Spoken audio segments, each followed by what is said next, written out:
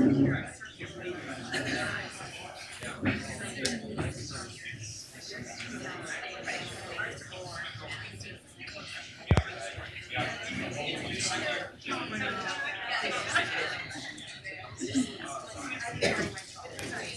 afternoon, everyone.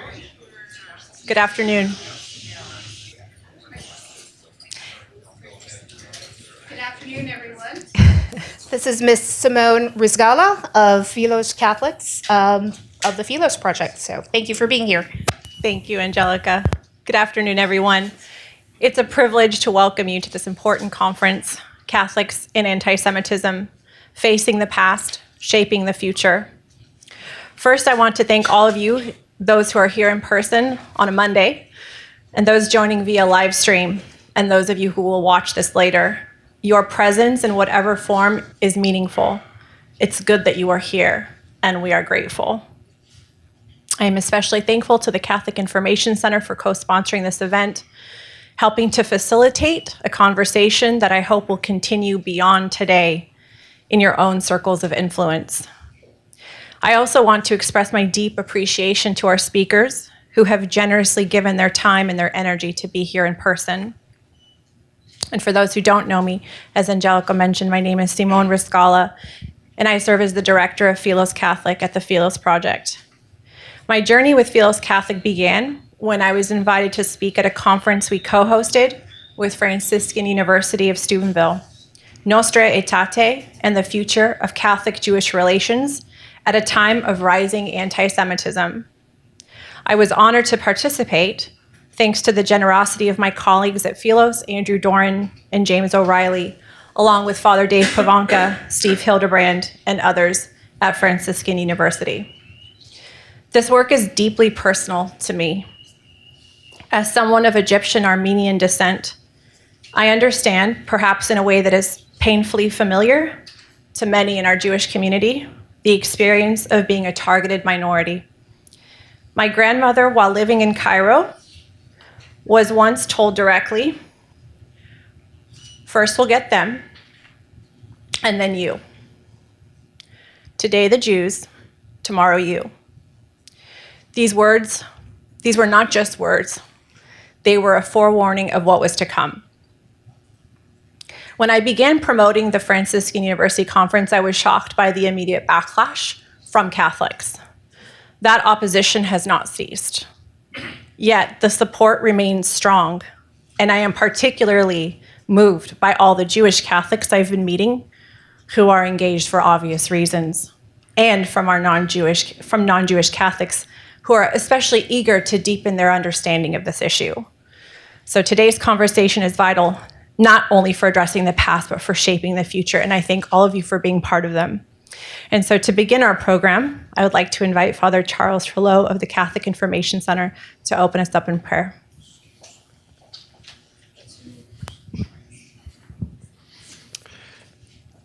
Thank you, Simone. Please bow your heads for the prayer. From the book of Tobit. When Tobit saw his son, he threw his arms around him and wept. He exclaimed, "I can see you, son, the light of my eyes." Then he said, "Blessed be God. May his holy name be praised throughout all the ages. Almighty and eternal God, you created the universe and its beauty with such guidance and order that can only wonder when we discover them. Out of love, you created us with a purpose, to give you glory, and with such dignity that all gaze with reverence. Open our eyes widely, as you did with Tobit, as you give us this opportunity to reflect on the history of the Jewish people and the Catholic faith. With John Paul II's remarks during his visit to the Rome Synagogue on April 13th, 1986, as our backdrop. And I quote, "The Church of Christ discovers her, quote, bond with Judaism by, and quote, searching into her own mystery, unquote. The Jewish religion is not, quote, extrinsic, unquote, to us, but in a certain way is, unquote, intrinsic to our own religion. With Judaism, therefore, we have a relationship which we do not have with any other religion. You are our dearly beloved brothers, and in a certain way, it could be said that you are our elder brothers. We are here to learn, dear God, to deepen our knowledge of you and of your teachings through the insights of our speakers and conversations. Jesus, may we find ways to explain the truths embedded in our nature and in your revelation in a way that can be understood in our current society so that we can be lights wherever we happen to be. Holy Spirit, transform our lives so that our actions may reflect always that we accept the fullness of all the revelation of God. Through Christ our Lord. Amen. And thank you. By the way, my name is Father Charles. As I was introduced, I am the director of the Catholic Information Center. I've been here for almost 9 years, and I'm so honored and delightful to have to see all of you come here to this conference, and that it will be, hopefully, and with God's help, very fruitful. Thank you.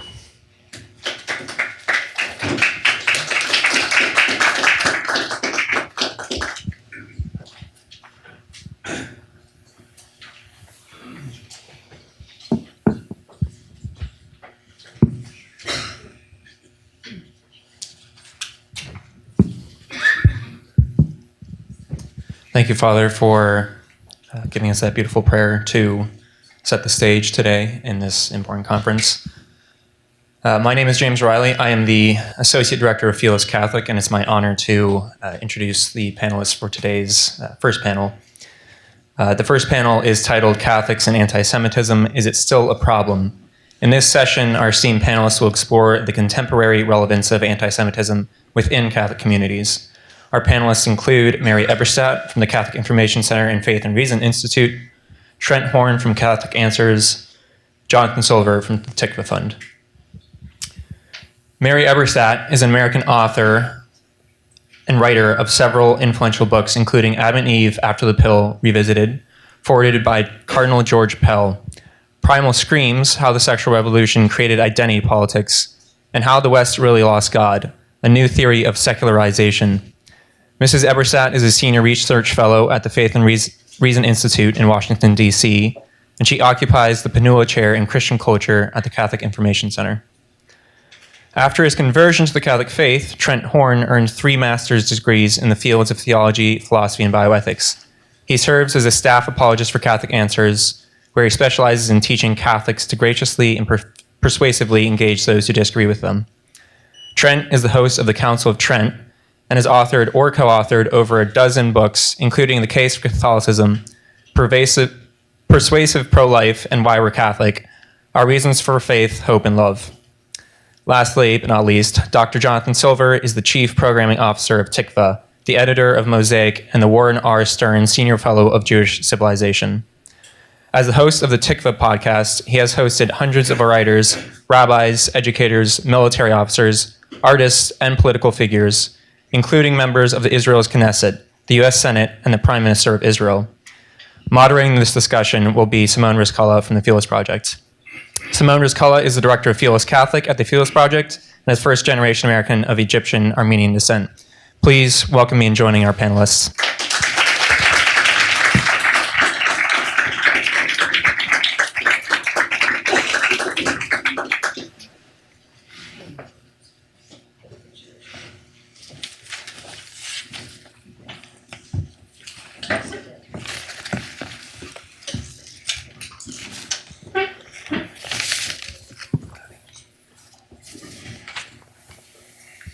Thank you, James. Thank you so much. Okay, well, it's not on the slide yet, but there is a QR code that you can scan that links to a Google form where you can submit your questions, which hopefully will get to Q&A from the audience at some point. So question 1, Mary, I'd like to begin this panel discussion with you. You delivered the keynote address at a conference at Franciscan University of Steubenville titled Nostra Aetate and the Future of Catholic-Jewish Relations at a Time of Rising Antisemitism. That same week, you published an article in the National Catholic Register titled Catholics and Antisemitism, Now More Than Ever.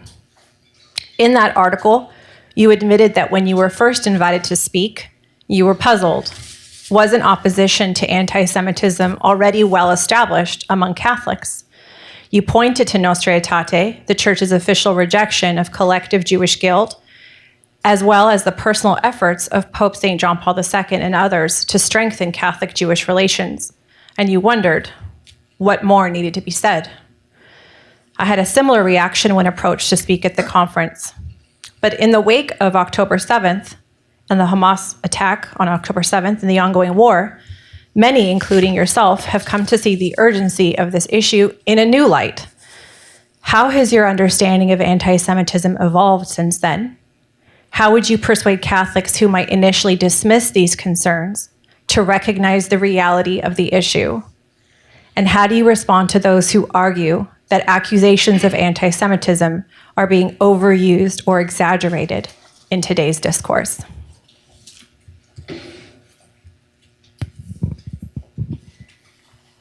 Thank you. Thank you, Simone, and thank you, Father Charles, and thanks to all of you for being present today. I will answer your questions in order. My understanding of anti-Semitism has not evolved. As I noted in my keynote at that historic conference hosted by Franciscan University, anti-Semitism is a unique evil. It has nothing to do with individual Jewish people. No, it can insinuate itself, and does, into souls with peculiar, invisible cracks of some kind. Those souls needn't ever have encountered actual Jews. What has evolved is an understanding of just how crucial it is to speak to Catholics right now, especially young Catholics, about what their Catholicism means when it comes to our elder brothers in faith, as St. John Paul II put it, the Jews. This brings us to one of 3 points that I wish to share with my fellow Catholics today. We are all read, or read in, the Catechism. Evil walks among us. Evil is real. And for Catholics to turn a blind eye to that reality in the specific case of anti-Semitism is morally unacceptable. This point demands emphasis because we Catholics, and many of our friends who are not Catholics, so frequently miss it. One often hears, for example, what is the Catholic hierarchy doing about this problem or that problem, including anti-Semitism? One often hears, what has the Pope said? As if Catholics can check their powers of prudential reason at the door just because we have a Pope. I leave it to the theologians among us, of which I am not one, to explain the doctrine of infallibility, which is often wrongly invoked to cover anything a Pope says. But let us non-theologians stick with the non-theological facts. A long line of teaching instructs the laity that we have a unique role on earth and in salvation history. And if that teaching applies anywhere, it is here in the case of Catholics and the need to step up against anti-Semitism. We can't duck our responsibilities toward Jews or our other responsibilities. When you believe, as the Catechism and other Catholic texts teach, that you are made in the image of nothing less than God, when you believe, as some of the greatest Catholic teachers in history have taught across the centuries, that you have been gifted with faculties of reason that allow you to approach the truths of God, when you drink all that Catholic Kool-Aid, you are on the hook for figuring out what you can do to, quote, perfect the temporal order, as it says in the 1965 Decree on the Apostolate of the Laity, among other places, and that includes combating hatred and violence against Jews. Now, to the second question, how would you persuade Catholics who might initially dismiss these concerns about anti-Semitism to recognize the reality of the issue? This brings us to the second point I am here to share. Especially since October 7th, 2023, two malignant ideas have quietly, if unstably, hovered over the Western landscape. One is that the Jews somehow brought this post-October 7th infamy on themselves. This is classic blame the victim anti-Semitism. It is not true any more than it is true that the United States brought 9/11 on itself. But this smear continues to make the rounds in memes and elsewhere online and wherever stupid ideas are sold. The second pseudo-sophisticated and even more pernicious variation of this idea is that pox on all the houses moral equivalence.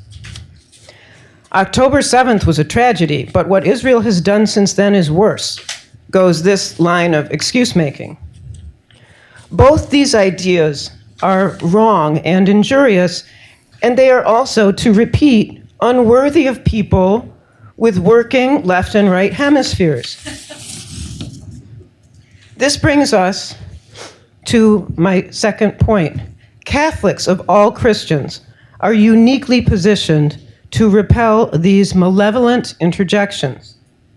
Specifically, just war theory is a body of teaching stretching back well over 1,000 years and benefiting from some of the greatest minds in Catholic and indeed human history, including but not limited to St. Augustine, St. Thomas Aquinas, and other headliners.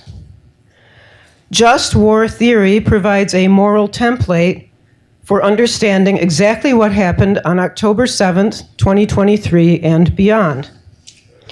Its applied principles demonstrate beyond a doubt who the aggressor was, who the innocent, who had the right of response and self-defense, etc. Just war theory smashes moral equivalence like an idol. To put it another way, our Protestant evangelical brothers and sisters have risen to the defense of the Jewish people with fighting spirit and in admirable numbers. This is in part for reasons of millenarian theology that Catholics do not share. But Catholics have a different reason for solidarity with people of the covenant. Not because we have theological or other expectations, but simply because it is the right thing to do intrinsically as Catholics. Third question, how do you respond to those who argue that accusations of anti-Semitism are being overused or exaggerated in today's discourse? Some will remember from Philosophy 101 the story of 18th century philosopher George Berkeley, who came up with the idea of immaterialism, the notion that the world is not real. And in response to that theory, the great wit Samuel Johnson is said to have kicked a rock, announcing, "I refute it thus." That is actually the best way to deep six the malignant suggestion that anti-Semitism is being hyped. Just refuse to play that game. Of course, one can also point to the empirical record. History abounds for millennia with examples of bloody enthusiasms aimed at wiping out the Jews, including the murders and kidnappings committed by Hamas on October 7th and beyond. Yet, as the horrors of the 20th century recede from living memory, and as social media takes the place for many of verifiable history, we cannot expect knowledge of the past alone to encourage Catholics to do the right thing. We need more. And this brings me to a third point that I hope will be taken to heart by fellow Catholics everywhere most especially the young. In addition to just war theory, Catholics, and especially young Catholics, whatever the state of their religious practice, have a particular, unique vernacular for understanding anti-Semitism and the need to protect and defend those among us in need of aid. That is their dedication, which is most ardent among the young, to the cause of life. As I said at the conference at Franciscan, Hamas and other enemies of the Jewish people often say scornfully, the Jews love life. So do we. To love life as Catholics is to love the Jews from whose roots we grew.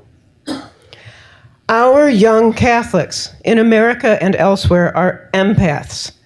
All they need to know to rise to the occasion is that the refusal of the Jewish people to die has enraged their enemies throughout history. All they need to know is that the Jewish love of life, which is nothing less than a love of life enjoined by God Himself since the earliest appearances in Scripture, binds Jews and Christians together as no other force. This joint love of life, shared by Christians and Jews, is a slap in the face to our common enemies: desiccated anti-life secularism, bloodthirsty Islamicism, suicidal marriage and baby denialism. The same people and forces who hate the Jews hate the Christians too, including for our own love of life. Consider, since October 7th, anti-Semitic offenses have risen almost threefold in the United States. Since summer 2020, a record number of Catholic churches and other properties have been attacked and defaced across the country. And not only in the United States. As Robert Royal shows in his new book, The Martyrs of the New Millennium, more Christians are in more danger of martyrdom today than at any other moment in history. As the months and years since October 7th have also shown, the desire to wipe Jews from creation has been invigorated anew by Hamas, by other terrorist groups, and by their cold-blooded cheerleaders in America and Europe, including on certain feral campuses. Today, the Coalition of Catholics Against Antisemitism takes a new step, calling Catholics to a new abolitionism. The old abolitionism arose first in the 18th century, mainly in the salons of Enlightenment Europe. Left to the intellectuals, it would surely have died a slow death in drawing rooms. But instead, something else happened. The calloused hands of farmers and others far removed from salons, toiling the land in places like New England and upstate New York, took up their scripture and took the fact of slavery to heart. It was prayers and preachings in tiny Protestant churches by Quakers and Wesleyans and other anonymous souls that found doing the right thing by slaves inescapable. So let Catholics anew, beginning today, join hands in a new abolitionism, a summons to stepped-up solidarity with the Jewish people in a moment when the malignity aimed at them continues to reveal its serpentine face. Thank you.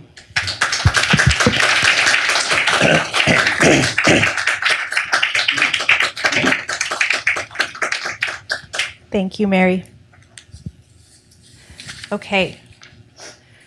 Question 2 is for Jonathan. I'd love to hear your thoughts about, well, since we met in Israel 2 years ago, Jonathan, I've very much deeply valued our friendship and our collaboration. I look forward to many more. I'm saying that in public, so we have to. And recently I spoke with a priest about this issue, and his response was, I understand the historical context, and that's important, but is this really a crisis in the church today? Most Catholics aren't anti-Semitic, and if anything, it's the opposite. For those whose daily lives don't bring them face to face with this issue, what's the larger picture? Why does this matter now? Not just as a question of history, but as something urgent for the church and for society today.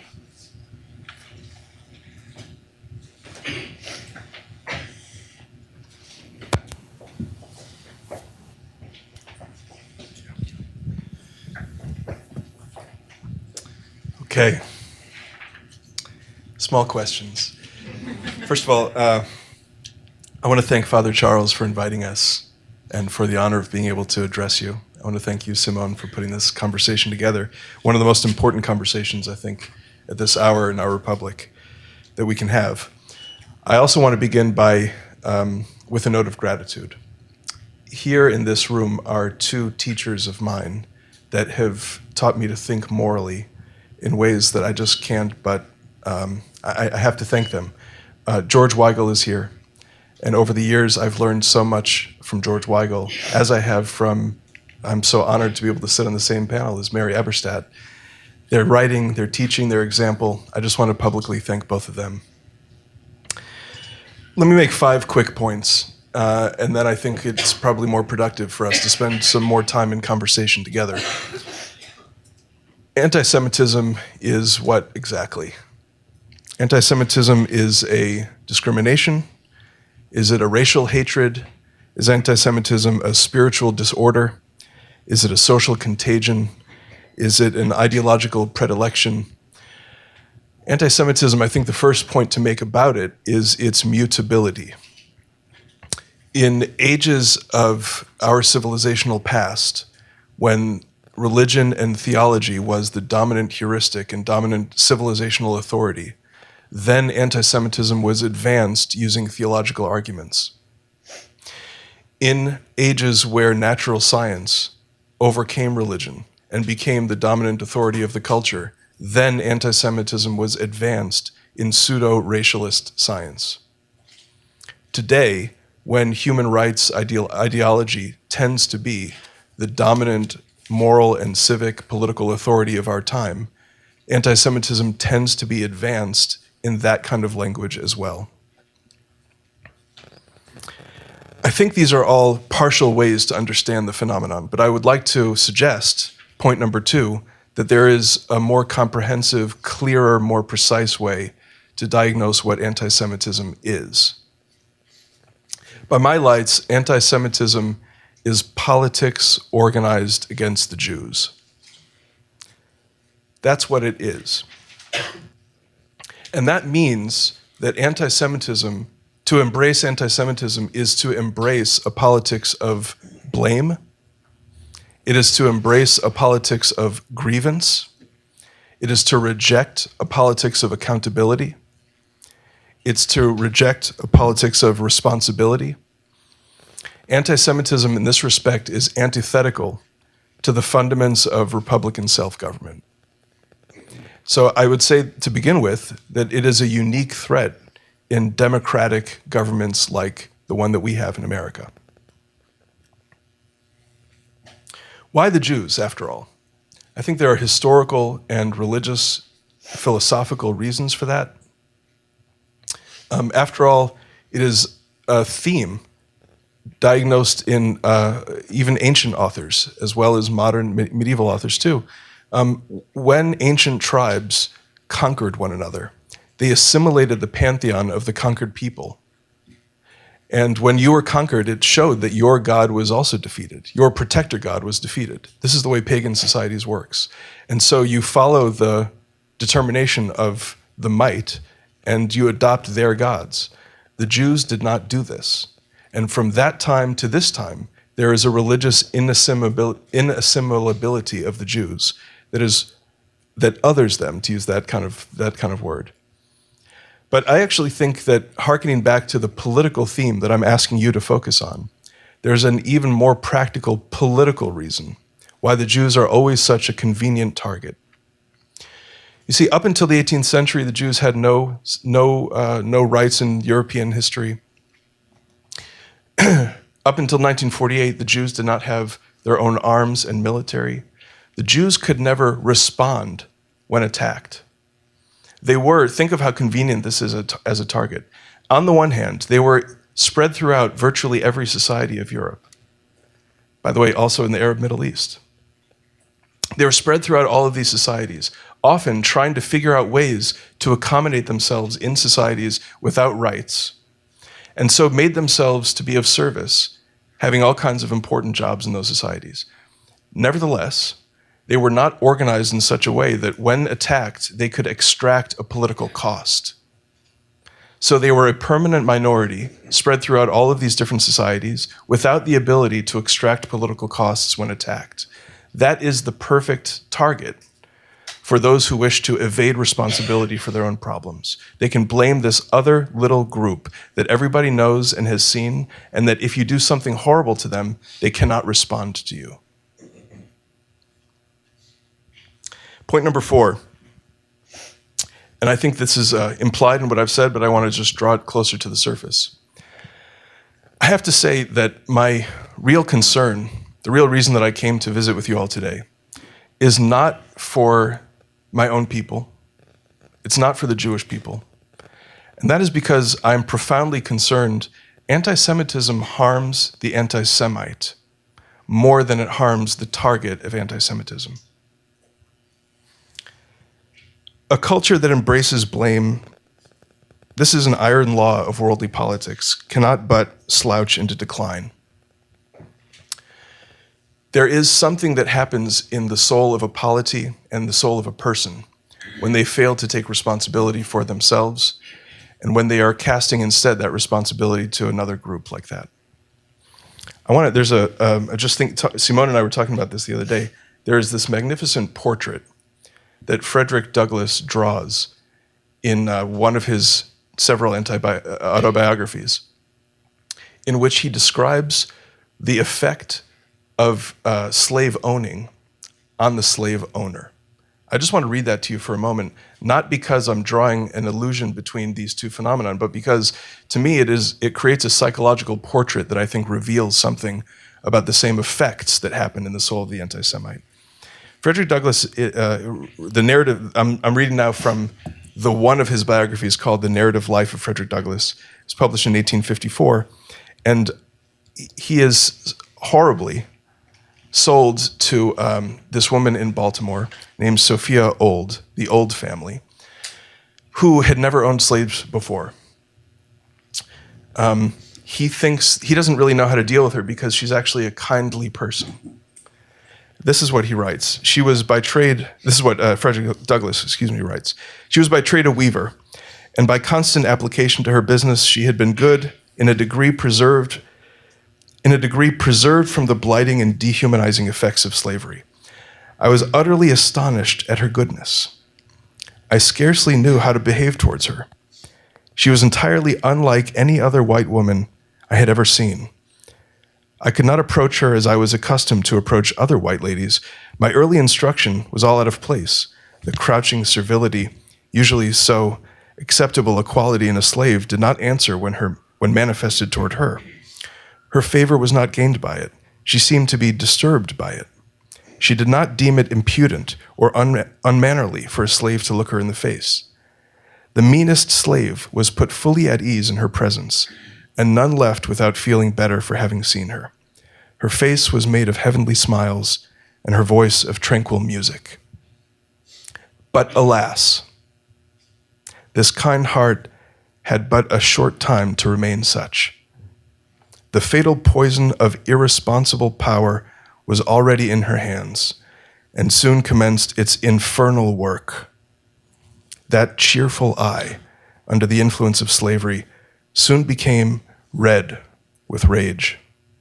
That voice, made all of sweet accord, changed to one of harsh and horrid discord, and that angelic face gave place to that of a demon. I want to propose that anti-Semitism has a similar kind of effect on the anti-Semite. And therefore, just to diagnose this phenomenon, it does not inhere in the Jews any more than a virus inheres on its target. Anti-Semitism is a problem that, as a society, we have to confront as Americans. Maybe as a church, I leave it to my dear Catholic friends to diagnose whether the extent to which it's really a problem there. But point number 5, because anti-Semitism reveals something about this political psychology, of a regime, maybe of a person. It illuminates our capacity for self-government. I want to propose, just leave you with this, that anti-Semitism should be understood as a barometer of civic health. As an American, I believe that the rejection of the politics of grievance is the fight for the soul of America in the West. It's a fight that is up to us, Jews and Christians, to stand shoulder to shoulder and fight for this civilization which our ancestors labored for so many generations to bequeath to us, and which now it is our responsibility to hand over to our posterity. Thank you.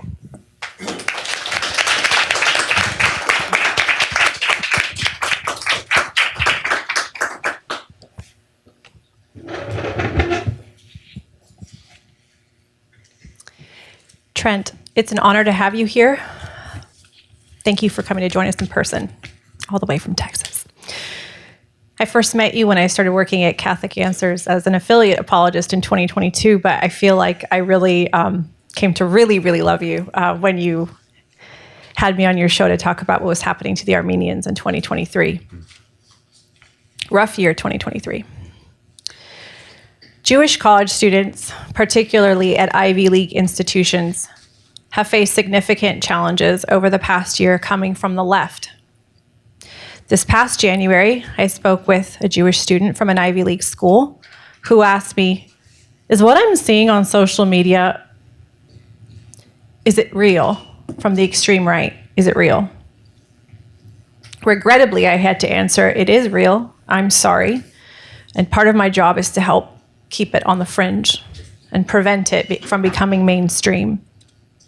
And he responded, but didn't the Council of Trent already settle this?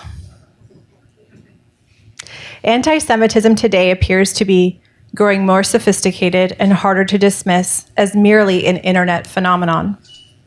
While it might be tempting to write it off as the rantings of a fringe group of extreme right anti-Semitists or extreme left, I've had to explain that it is more complex. What should Catholics know about this resurgence? And how should they understand what's happening and why it's occurring?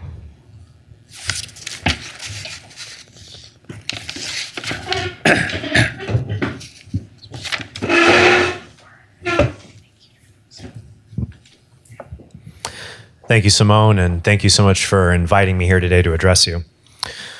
On April 27th, 2019, 19-year-old John Ernest walked into a synagogue in Poway, California with an AR-15 semi-automatic rifle and opened fire.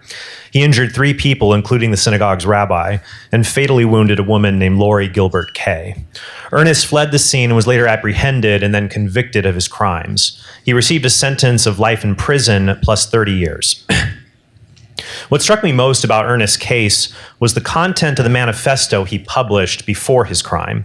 It was teeming with anti-Semitic claims and arguments I have seen all over the internet, even among self-professed Christians. In fact, Ernest called himself a Christian in his manifesto. He belonged to a traditionally Orthodox Presbyterian church and had no previous criminal record before his crime.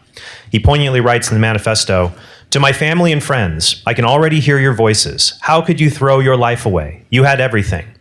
Ernest's answer, "I will not sell my soul by sitting idly by as evil grows. I'd rather die in glory or spend the rest of my life in prison than waste away knowing that I did nothing to stop this evil." That evil, he said, were the Jews.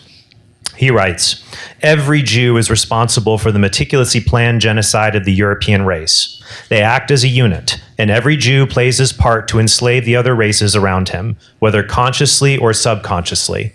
Their crimes are endless."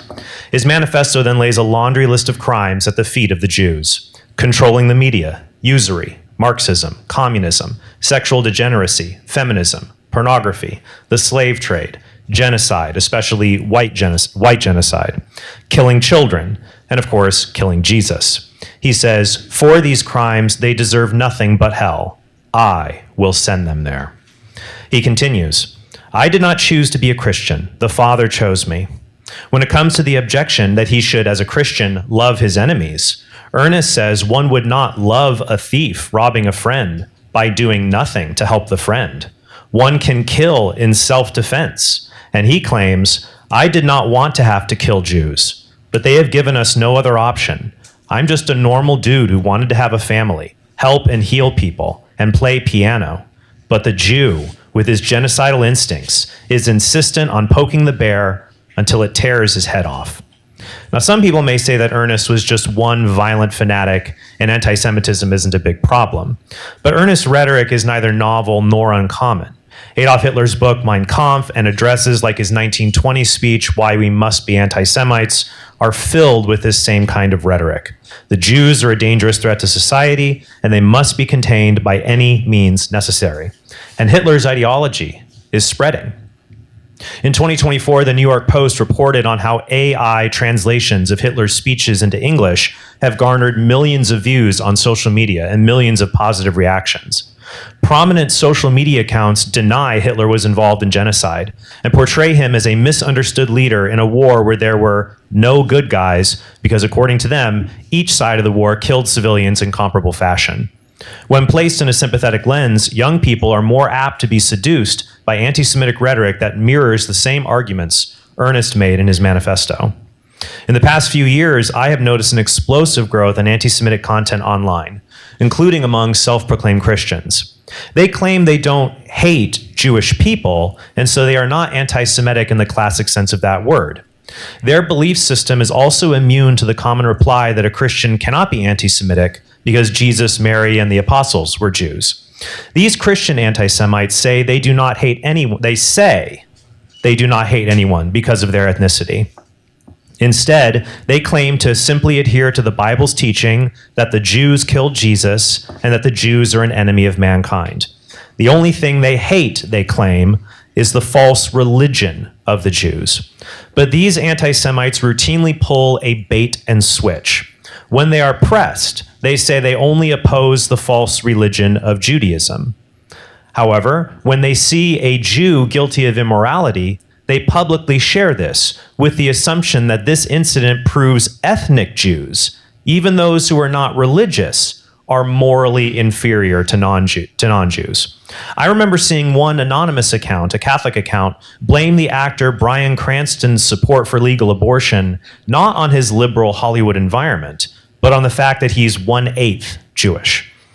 They also say they're just being faithful to church teaching that paints the Jews as untrustworthy, subversive dangers to Christian society that must be segregated and contained. Anti-Semitism doesn't entice people by presenting itself as a wild-eyed, frothing at the mouth call to exterminate the Jews.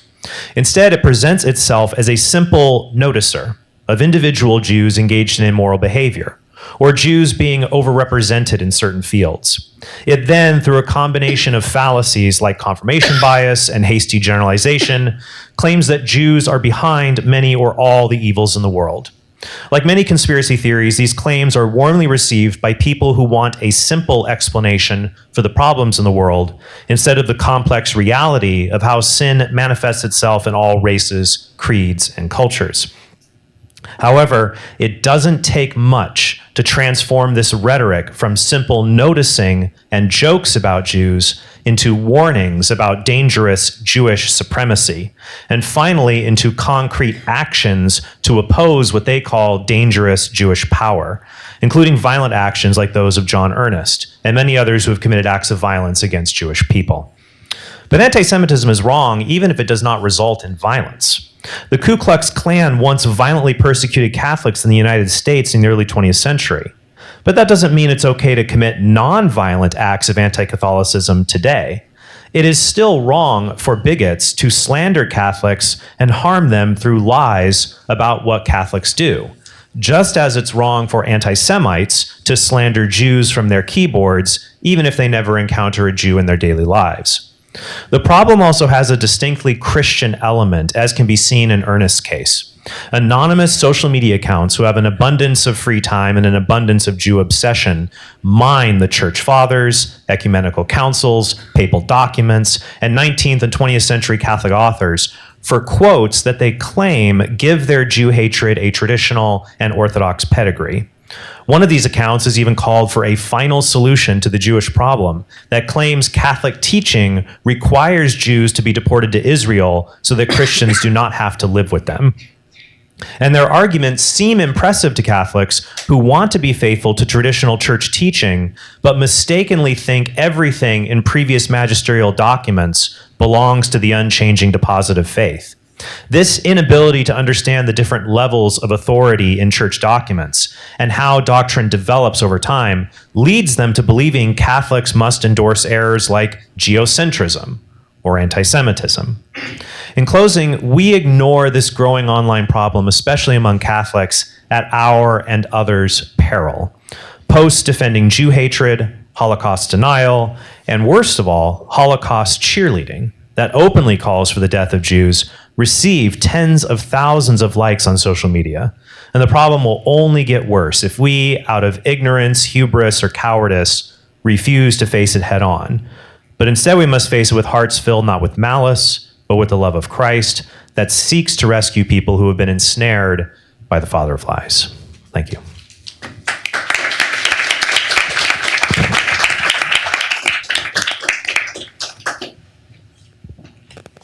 That's great.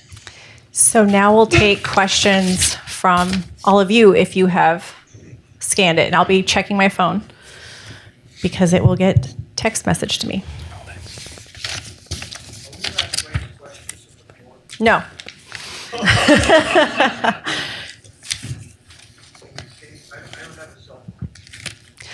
Maybe your neighbor could help you with that. We will not take questions from the floor. You have to submit them through the Google form. Thank you.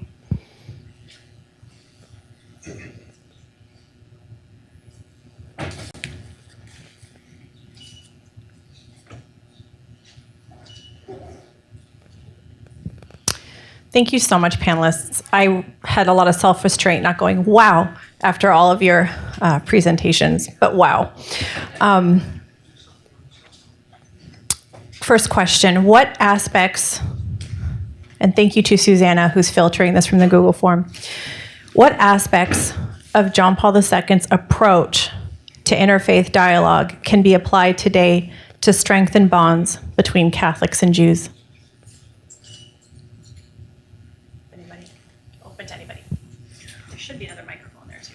I'm going to punt because if you stick around, George Weigel will be speaking later today, and I'm sure he will give the best earthly treatment possible of that question.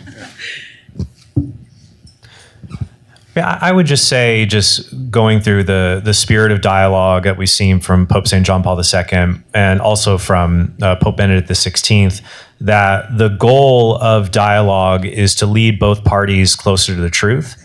And so there are two errors when it comes to dialogue. One is to see dialogue itself as an end instead of a means. So always just talking about agreemences, but never the differences. And then the other extreme is to treat dialogue as more of a facade to engage in harsh polemics. I think what Pope St. John Paul II modeled well in his relations with Israel, with Jewish communities, is to find genuine common ground between our faiths. I think one of the great things about being Catholic is being able to share with Jewish people the Jewish roots of our faith. The Catholic author Brant Petrie has done an excellent work on that with his books like the Jewish roots of the Eucharist, the Jewish roots of Mary, being able to show that, and many other authors. Roy Schumann's book, Salvation is from the Jews, is another good work on that. Being able to show this common ground, and then Pope St. John Paul II, who had the humility to offer apologies for when the church has victimized those in the past, not just Jews, but other groups as well. So to be able to move forward in dialogue humbly, to find common ground, to lift away emotional and historical barriers, but then also to present the beauties of the faith for Jewish people to consider that are very unique to the Catholic faith. Somebody have the second microphone. Is this it? No. Maybe we'll find it. Okay, second question. How have theological concepts like supersessionism and replacement theology historically contributed to anti-Semitic attitudes among Catholics? Until we find the second mic, I'll just keep passing this one. If anybody wants to take that. I get to punt again because I'm not a theologian. I think that's a question for theologians. I'm not technically a theologian either because I don't have a doctorate in theology, but theology is the mainstay for me. So supersessionism is the idea of trying to understand what is the relationship between the idea of the Jewish people and those who are called the people of God. How is God's relationship to Jewish people after the revelation of Christ given to Christ and the apostles? And there have been strains in Catholic history among some of the fathers speaking about things like how the church fully replaces the Jewish people, or that the Jewish people, that God has formally rejected them, or that they have been cut off because of their rejection of Christianity, of Jesus as the Messiah. But while some of these sentiments can be found among church fathers and some theological writings, as Pope Benedict XVI noted, this is something that's very difficult to locate within the church's magisterial texts.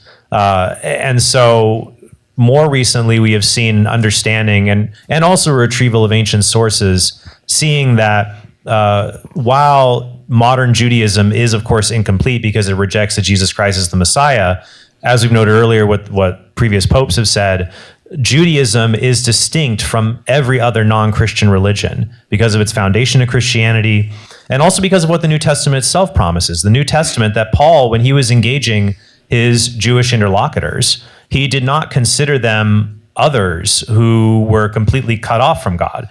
That's quite the opposite of what he says in Romans chapter 11, where he says that the gifts and calling of God, he said that the Jews of his time were blessed, would still be blessed because of their forefathers, and that the gifts and calling of God are irrevocable.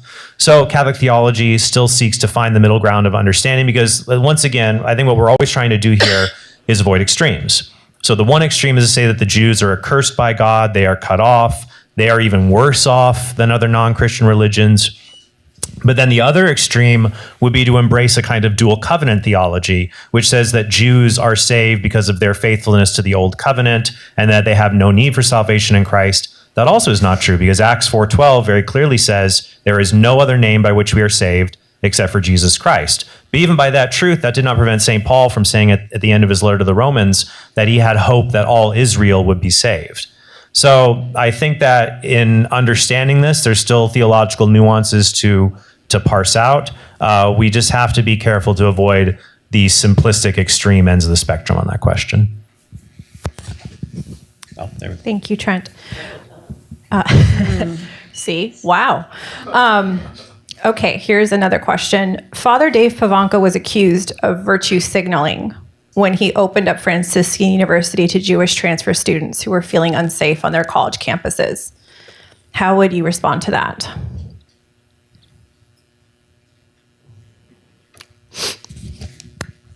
Well, first of all, it's calumny. Second, would that every Catholic college in the United States had done the same?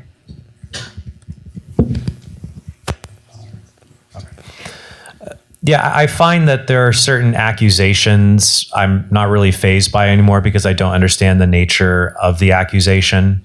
Like when people will call me, even today, and speaking at this event, I'm sure to be labeled online a modernist, liberal, and the fact that I've mentioned in other contexts, but not when I speak on this subject, that half my family is Jewish, I will certainly be labeled a converso, a Jew who is who's secretly trying to destroy the Catholic faith, but did so by writing a book called Why We're Catholic that sold 800,000 copies and has led to countless. Yes. So the goal is to be really like secretly trying to undermine the faith, be very outspoken and helping people become Catholic. I don't know. That's the illogic of anti-Semitism that can see malice of Jews anywhere and in anything. I find the accusations you're virtue signaling. I would say, well, what does that mean? What are you talking about?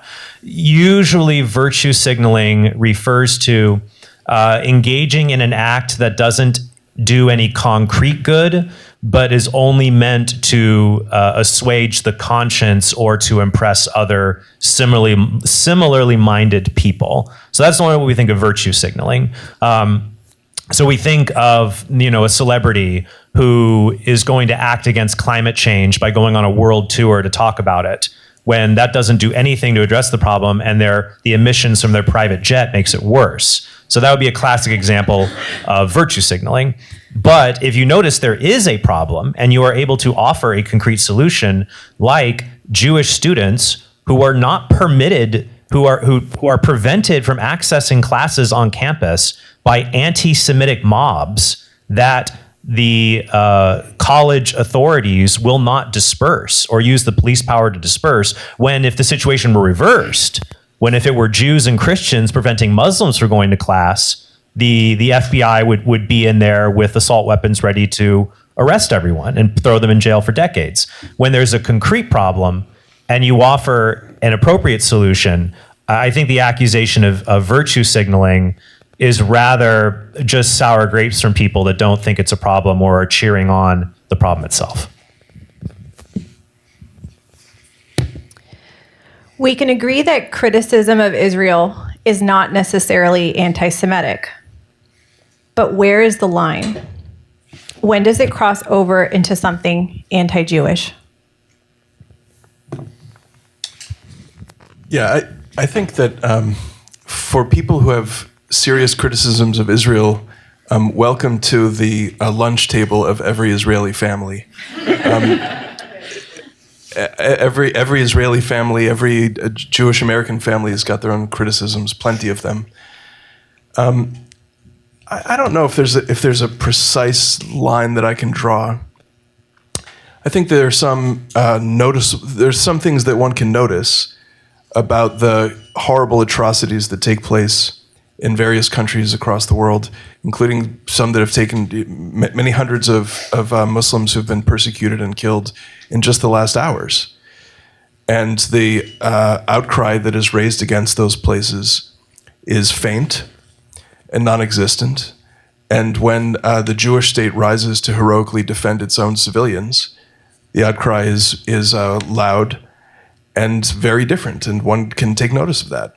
But I think any particular criticism that a critic might have of a tactic in war or policy of the Israeli government, I think one has got to take into account the spirit in which it's offered. And I promise that the most vociferous critic of Israel will not match the internal criticism that Israelis themselves mount on a daily, weekly, minute by minute basis of their own government.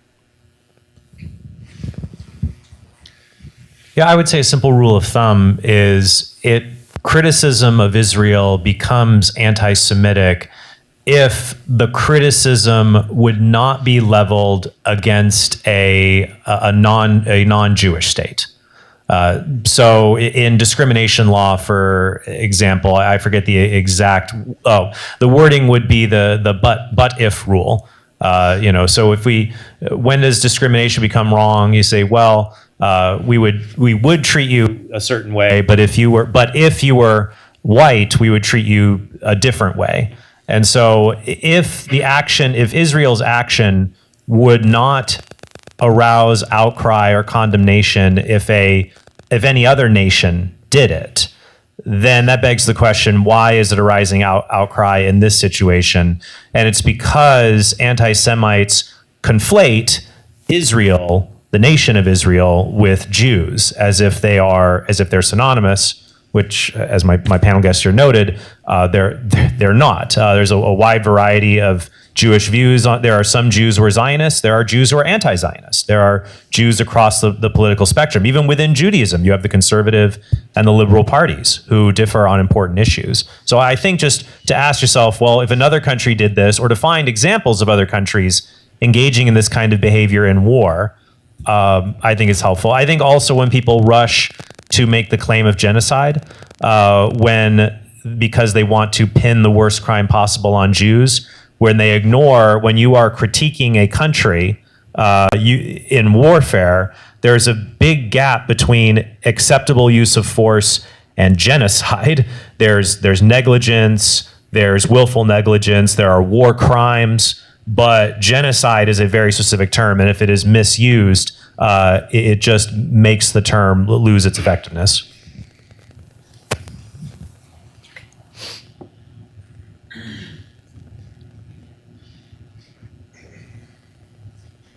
Okay, this question, I think you just answered it.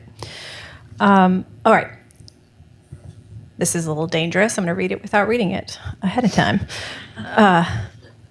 If one of my traditional Catholic friends brings up an old quote, for example, from St. Pius X, what should I say? She shared with me this: we cannot give approval to this Zionist movement. We cannot prevent the Jews from going to Jerusalem, but we could never sanction it. The soil of Jerusalem, if it was not always sacred, has been sanctified by the life of Jesus Christ. As the head of the church, I cannot tell you anything different. The Jews have not recognized our Lord. Therefore, we cannot recognize the Jewish people. This is an answer given to Theodore Herzl in a private letter. Yes. So I would say if someone comes across a quote from a previous pope or a previous bishop or even a previous ecumenical council, they have to remember that as Catholics, Christ gave us a living magisterium. So the church's authority comes from three elements: sacred script. So the Word of God given to us in written form, which is sacred scripture; the Word of God given to us in an unwritten form, which is the tradition lived out in the church; and the teaching of the magisterium. And as the Second Vatican Council Dei Verbum document on divine revelation, Constitution on divine revelation, Dei Verbum says, the magisterium is not above scripture and tradition, but it humbly serves them. So it passes on the deposit of faith through its teaching office. I would also tell this person that many people, I'm going to be beating a dead horse here, but that's okay. I gotta love Aristotle, the golden mean, the middle ground. When it comes to interpreting past church documents, once again, there are two extremes. One extreme would be the liberal, truly modernist view, which says that previous magisterial teaching is not binding in any case. And the bishops today could reverse anything that's been taught in the past on any subject, which is a kind of theological positivism that would destroy any notion of a deposit of faith if the bishops could because they could just make up anything they wanted to. The other extreme, though, is what I call Catholic fundamentalism. And this is a term that I prefer to. Some people have identified antisemitism with traditionalism, or they might call it radical traditionalism. I don't like those terms because there's nothing wrong with being traditional.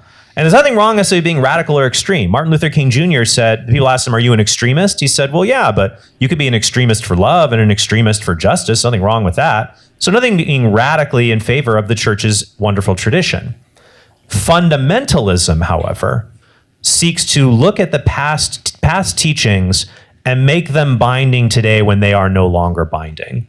To read things in previous documents and not understand, I would tell them if they read something in the past to know, where does the source of teaching, how do we understand as Catholics? It's very easy as Catholics for us to say, oh, well, we're not sola scriptura. We don't just all read the Bible for ourselves and say, this is what it means. We listen to the teaching office of the church. But fundamentalists will do that with church history. Instead of listening to the living magisterium that exists today, they will say, I've read through all the church's teaching in the past, and this is what it means. But when Catholic fundamentalists do that with previous church teaching, they're no different than the Protestant reformers who did the same thing with scripture and the church fathers and the medieval writers. They also claimed history for themselves. So I would tell your friend, if they read something in one of these documents, one, compare it to what the living magisterium teaches today and let that guide you, because that is what Christ gave us to guide us in the faith, the apostles and their successors. Number two, I would encourage them to know that Catholic teaching has different levels of authority. So not everything that is found in magisterial documents is infallible.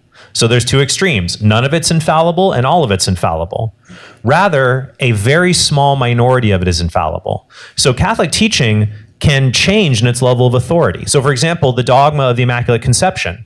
Among the early church fathers, there was theological debate about Mary. They knew she was radically holy. She was called, the unstained ark. But then this had to be reconciled with the universal truth about original sin. So Mary's Immaculate Conception was something that was found in the early church, then later became a common teaching, so it rises in its levels of the authority the church teaches until finally in the 19th century, it was infallibly taught through a papal ex cathedra statement. But other teachings can lose some of their authority. They can be taught or they could be widely believed, but the magisterium comes to see, oh, this is not an essential part of the deposit of faith. That's what's happened with the doctrine of limbo. Once again, theologians trying to remedy what happens to unbaptized children who have committed no sins. And many of them held to a view that these children went to limbo, which is the outer edge of hell, but it's a place of perfect natural happiness. They don't receive the beatific vision, but they don't suffer either. They have perfect natural happiness. That's still a permitted view. It has not been condemned. But as the International Theological Commission noted since 2007, the magisterium is moving more towards a view that we can have a hopeful confidence, but not a 100% assurance that children who die without baptism can receive the beatific vision. Hopeful confidence, not 100% assurance. So when it comes to statements regarding the Jews, for example, and that, as I noted in my answer, Catholic anti-Semites will go all, and we'll discuss this later in other panels, about how the church is related to Jews and spoken about it in magisterial texts, that these things may represent prudential judgments. Sometimes they're prudential judgments, interventions in the prudential order. Donum Veritatis, instruction on the vocation of the theologian, that came out a few years ago. That said, in section 24, in magisterial documents, not every prudential judgment is free from error. Bishops and their advisors may not have taken all elements into consideration. So papal documents, magisterial documents that spoke about the necessity of putting Jews in ghettos or deporting them, many times costing people their lives in the process, we could say, well, that prudential judgment was an error. It overestimated the risk these people pose and underestimated the harms imposed on them in trying to deal with a worldly problem at the time. Similar with other elements where doctrine may be proposed, but it's not defined, and then it's understood that that's not an essential element of the doctrine of faith. So like the example you gave about Pope St. Pius X, by the way, notice where it comes from. So that quote, actually, that is not even in a magisterial text. So you could find something to say, is it magisterial? Magisterial means it comes from the bishops or it comes from the Pope. So if it's just a church father saying something, it's not necessarily going to be magisterial. If it's a Catholic theologian, and there are theologians that have put forward anti-Semitic views, that's not magisterial. Or if it's a pope in a private matter, or in the case of Herzl was one of the founders of the Zionist movement in the late 19th century, was involved in that, and he goes to Pope St. Pius X. That quote is not found in a document in the Vatican or from the writings of Pope St. Pius X. It's a reflection in Herzl's diary about the interaction. Pope St. Pius may have said that. He may have said that, but guess what? It's not written down in anything magisterial, so it doesn't have any binding weight on Catholics whatsoever. I would recommend the friend in that question, if they want to learn more about how to read previous documents, my friend and colleague Jimmy Aiken has written a wonderful book called Teaching with Authority, and it's a comprehensive book that deals with how to understand the weight, the authority behind Catholic teaching in documents. Thank you, Trent. I'm so glad that you mentioned the fact that that was in the diary and not in a magisterial document. I might also add, I'm not an official panelist here, but Pope Benedict XVI has a great document on the Jews that is a defense of, you could say, Catholic Zionism, where, as Mary mentioned, we don't have the same Protestant evangelical theologies.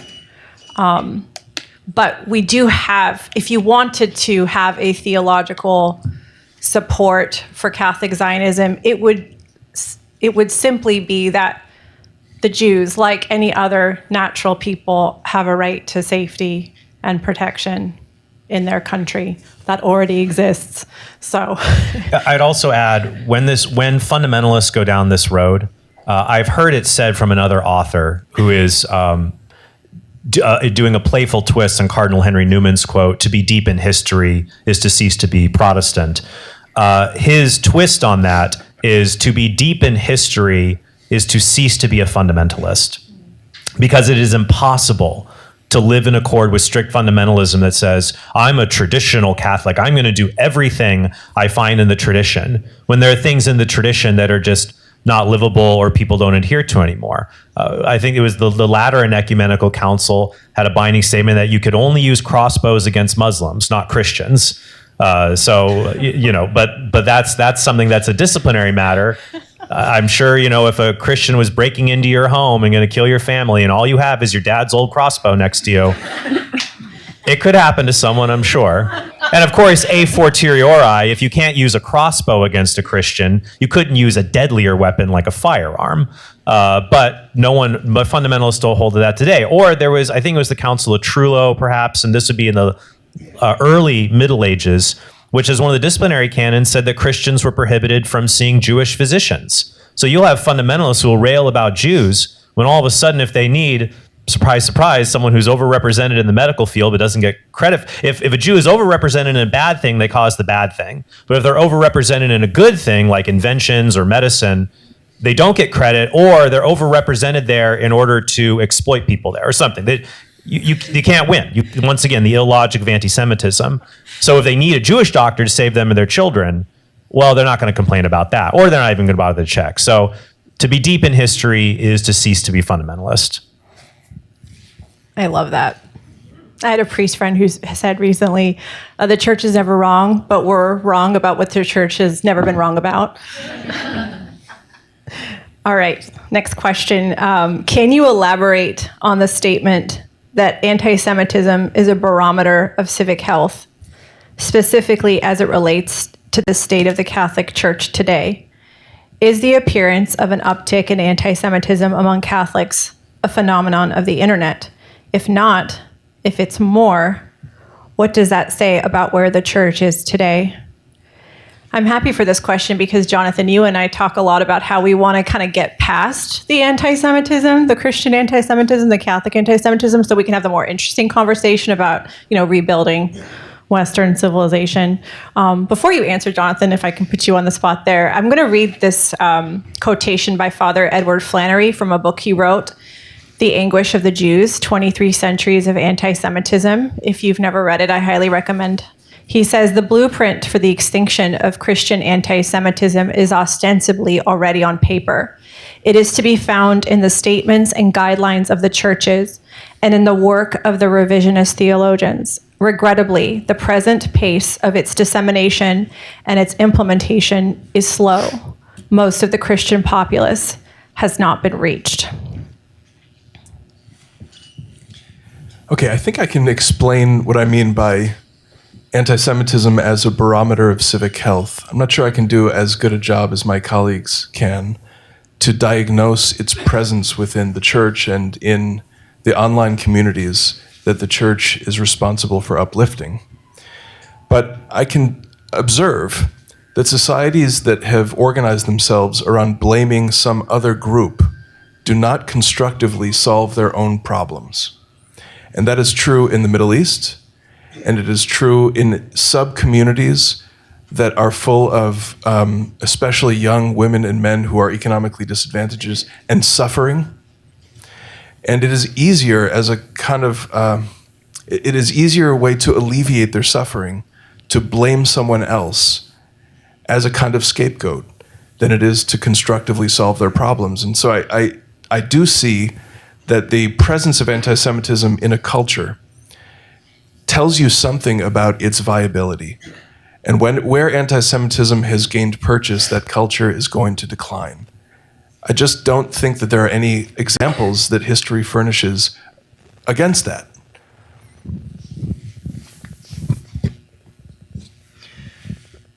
I'd like to say just a few words about another source of what may be rising anti-Semitism. And this is not one I've seen discussed, but it's palpable. And I want to put a Catholic lens on it and to mention the 7 deadly sins that we don't like to talk about, even during Lent, because it's like hard to think of how we fall short in all these areas. But one of them is envy. And I think envy applies here on 2 levels. The first is obvious. The first, as Trent mentioned, the overrepresentation of Jews in fields of success, fields like medicine and music and scholarship and other elite and remarkable areas. And so there is, I think, a kind of envy on the part of those who see this and do not have the habits of study, the long familial traditions, the long biblical traditions that are part of what goes into that kind of worldly success, as does having been shut out of other ways of making a living. So that's on the surface, but I think underneath that and more interesting, if you open the aperture here and you look at the modern West, you see societies in demographic and spiritual freefall. And obviously there are exceptions. There are vibrant exceptions to this. We're at the CIC after all. And we could all name scores of other exceptions. But the biggest exception here is Israel. The biggest exception is Jews in Israel, seculars included, saying yes to life in a way that the societies of Europe and much of the Anglosphere seems to have forgotten how to do. So if you're in Israel on the Sabbath, you will see families in the streets. You will see strollers everywhere. You will see babies in restaurants, no matter whether it's Sabbath or not. You'll see people out and about with their families because the birth rate in Israel is higher than it is in any other Western country. These are people who refuse to lay down and die and continue to say yes to life. How could the sometimes desiccated people of the West who seem to have lost their own morale not look upon that with a sense of envy, or at least a pang? Why can't we be more like that?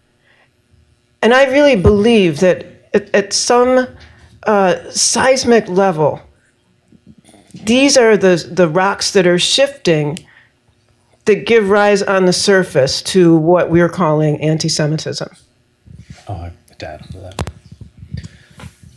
I think something else that we need to consider would be that anti-Semitism is often related to politics of grievance.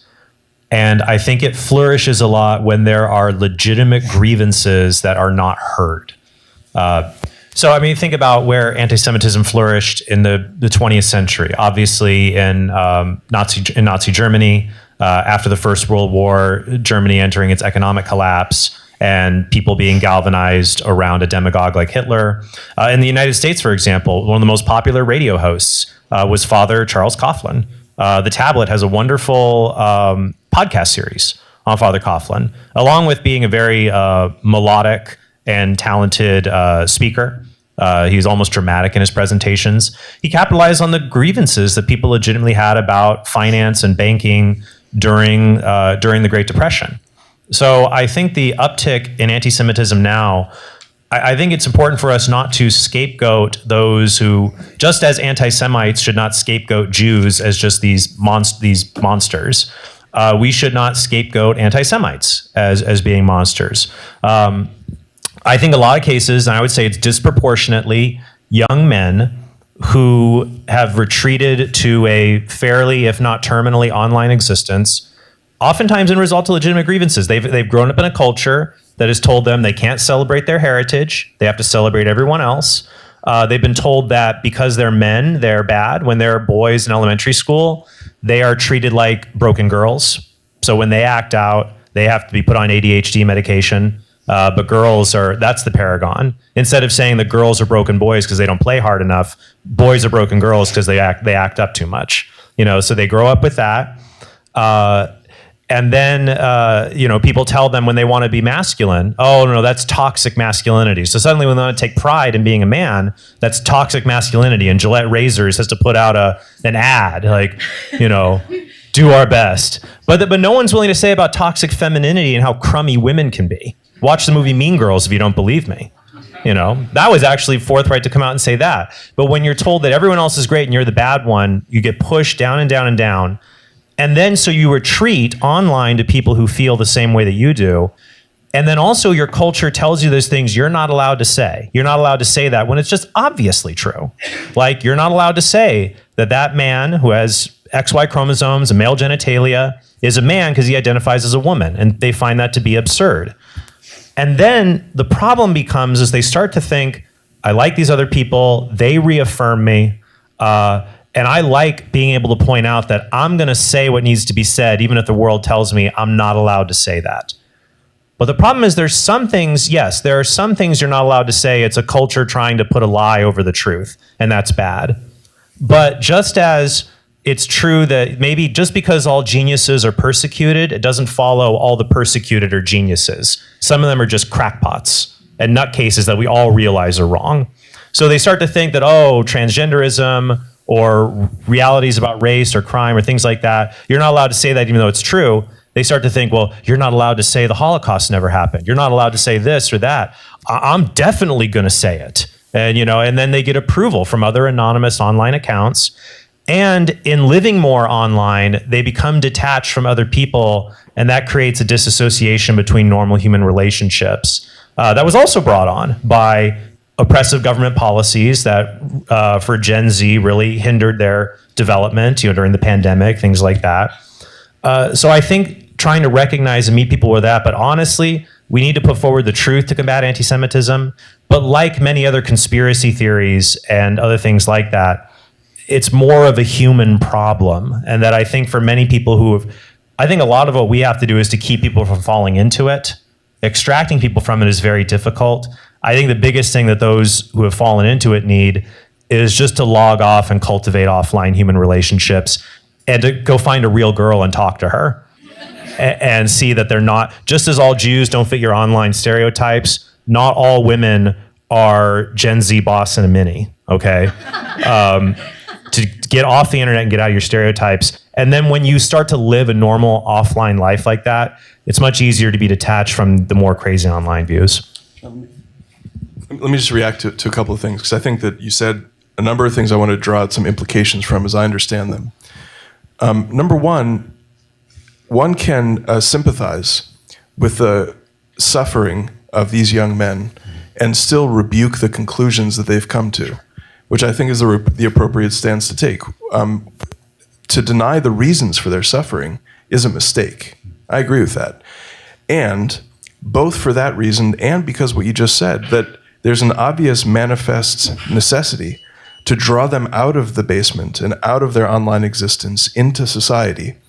To me, what you've just said articulates a vision and mandate for the church at this moment. And that leads me as a Jew to urge my Christian friends to step into public responsibility and into the civic arena and assert the remoralization of the culture as Christians, which I think serves the country as a whole, and it serves my community as well. Yeah.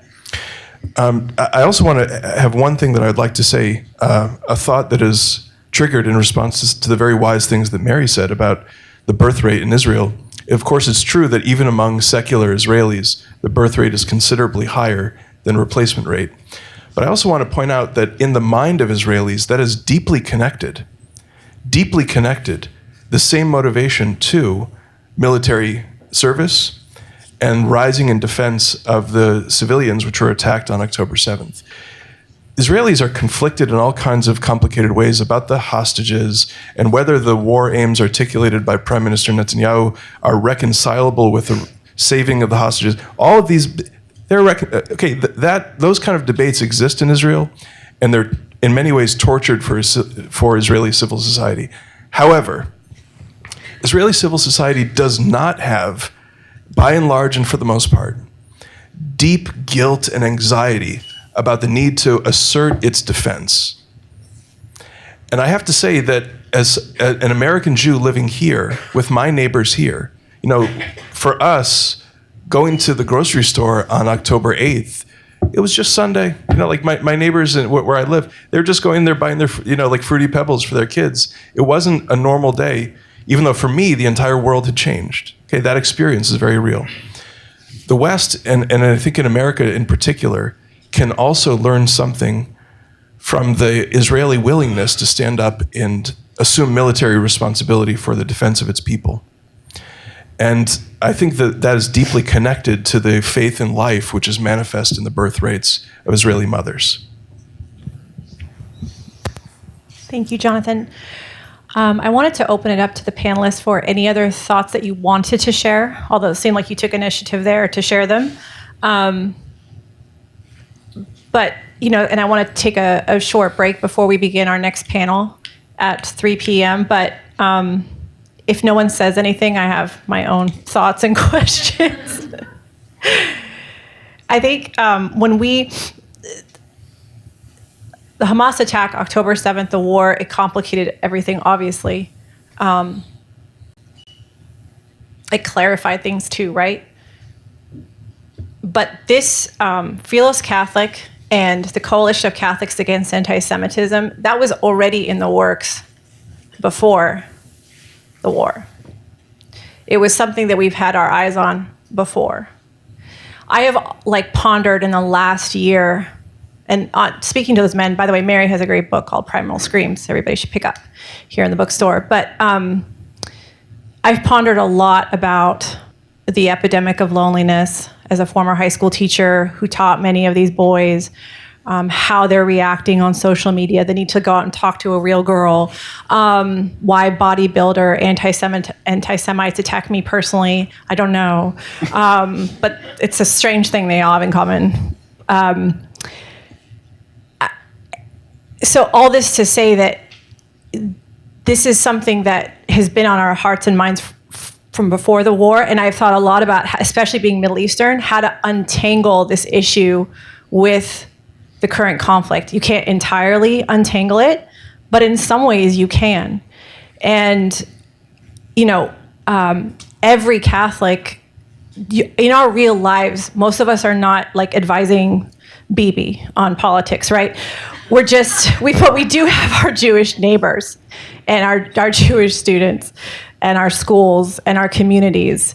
And I think one of the problems I see in this very digital world is that we have decided we have to all become social media influencers, commentators, and have geopolitical nuance and stances sorted out.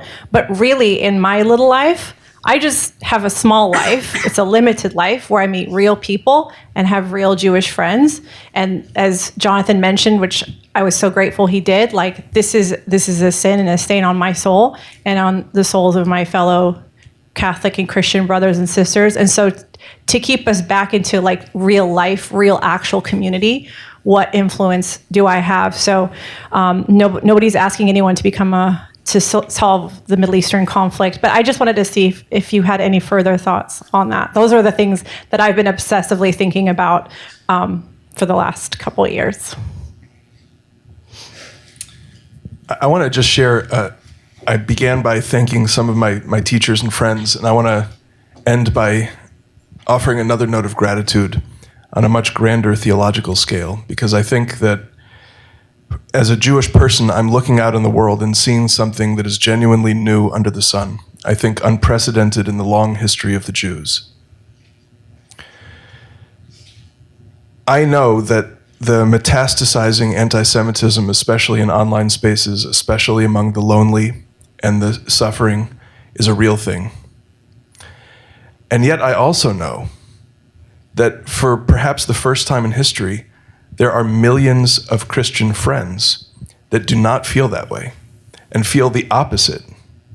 So many millions, in fact, that perhaps for the first time in history, there are now more Christians who care about the fate of the Jews than there are Jews. This is a blessed moment to be alive. And I want to just end by thanking Philos and thanking those people who are standing shoulder to shoulder together with us. Yeah, I would just say I'm really grateful to see so many people who are like-minded. Really, ever since probably about 9 months ago, I can't remember how long it was, I started feeling the heat on social media when I chose to publicly respond to the Christ is King controversy. People sharing the slogan, Christ is King, which of course there is nothing wrong with the phrase Christ is King, he is King. Just like there is nothing wrong with the Arabic phrase Allahu Akbar. It's just an Arabic that means God is great, and he definitely is. The problem is when a particular phrase becomes adopted as a slogan for a particular community bent on hatred and violence. Allahu Akbar if it's co-opted by Islamist terrorist organizations, and Christ is King if it's co-opted by Christian anti-Semites who use it as a wink and nod slogan to facilitate many of their other ideas of denigrating Jews or oppressing them and things like that. So, I mean, it's something that I've seen and I've gotten flack online about. And the thing, honestly, I don't really care what people who oppose me. I'm not hurt by the people who oppose me saying mean things. You know, you hear that your whole life as a kid. You know, when you got Jewish curly hair, people always trying to like stick stuff in it. You know, there's always people coming after you. The thing that made me more sad is not the people attacking, it's the silence of people I thought would be helping. That's the thing that makes me more sad. Of other Catholics be like, well, it's not my thing, or I don't think it's that big of a problem. My answer is it doesn't take much.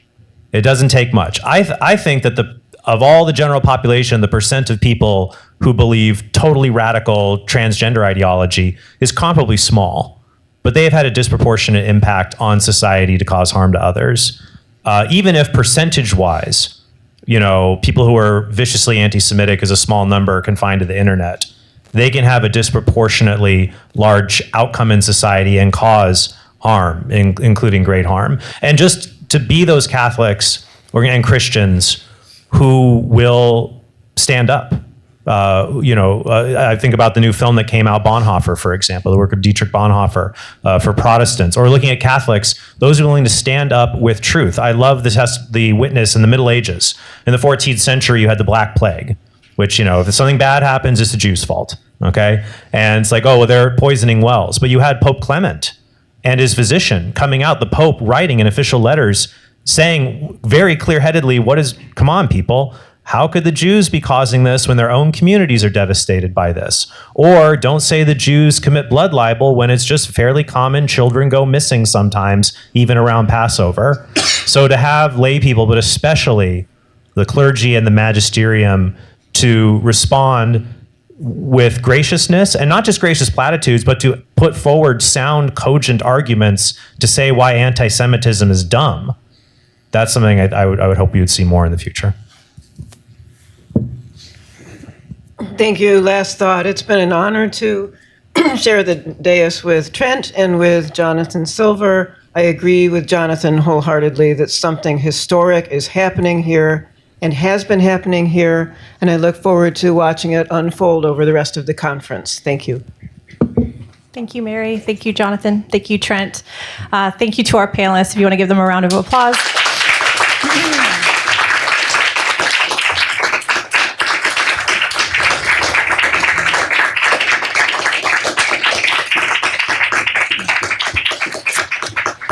We'll take a 10-minute break, and we'll start up again at 3 p.m. Thank you. Thanks for your answers. Good to meet you. Good to meet you too, sir.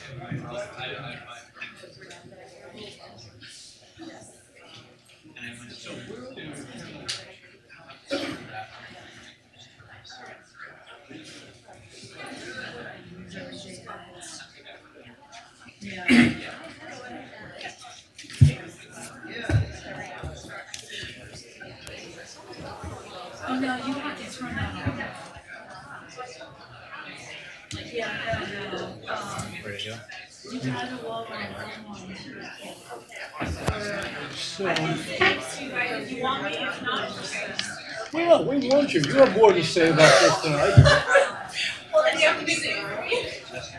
do. Okay. Here.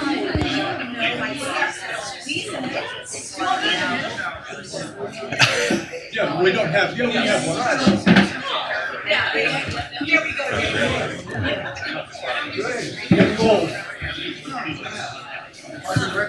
Oh, they got three. They got it. Okay.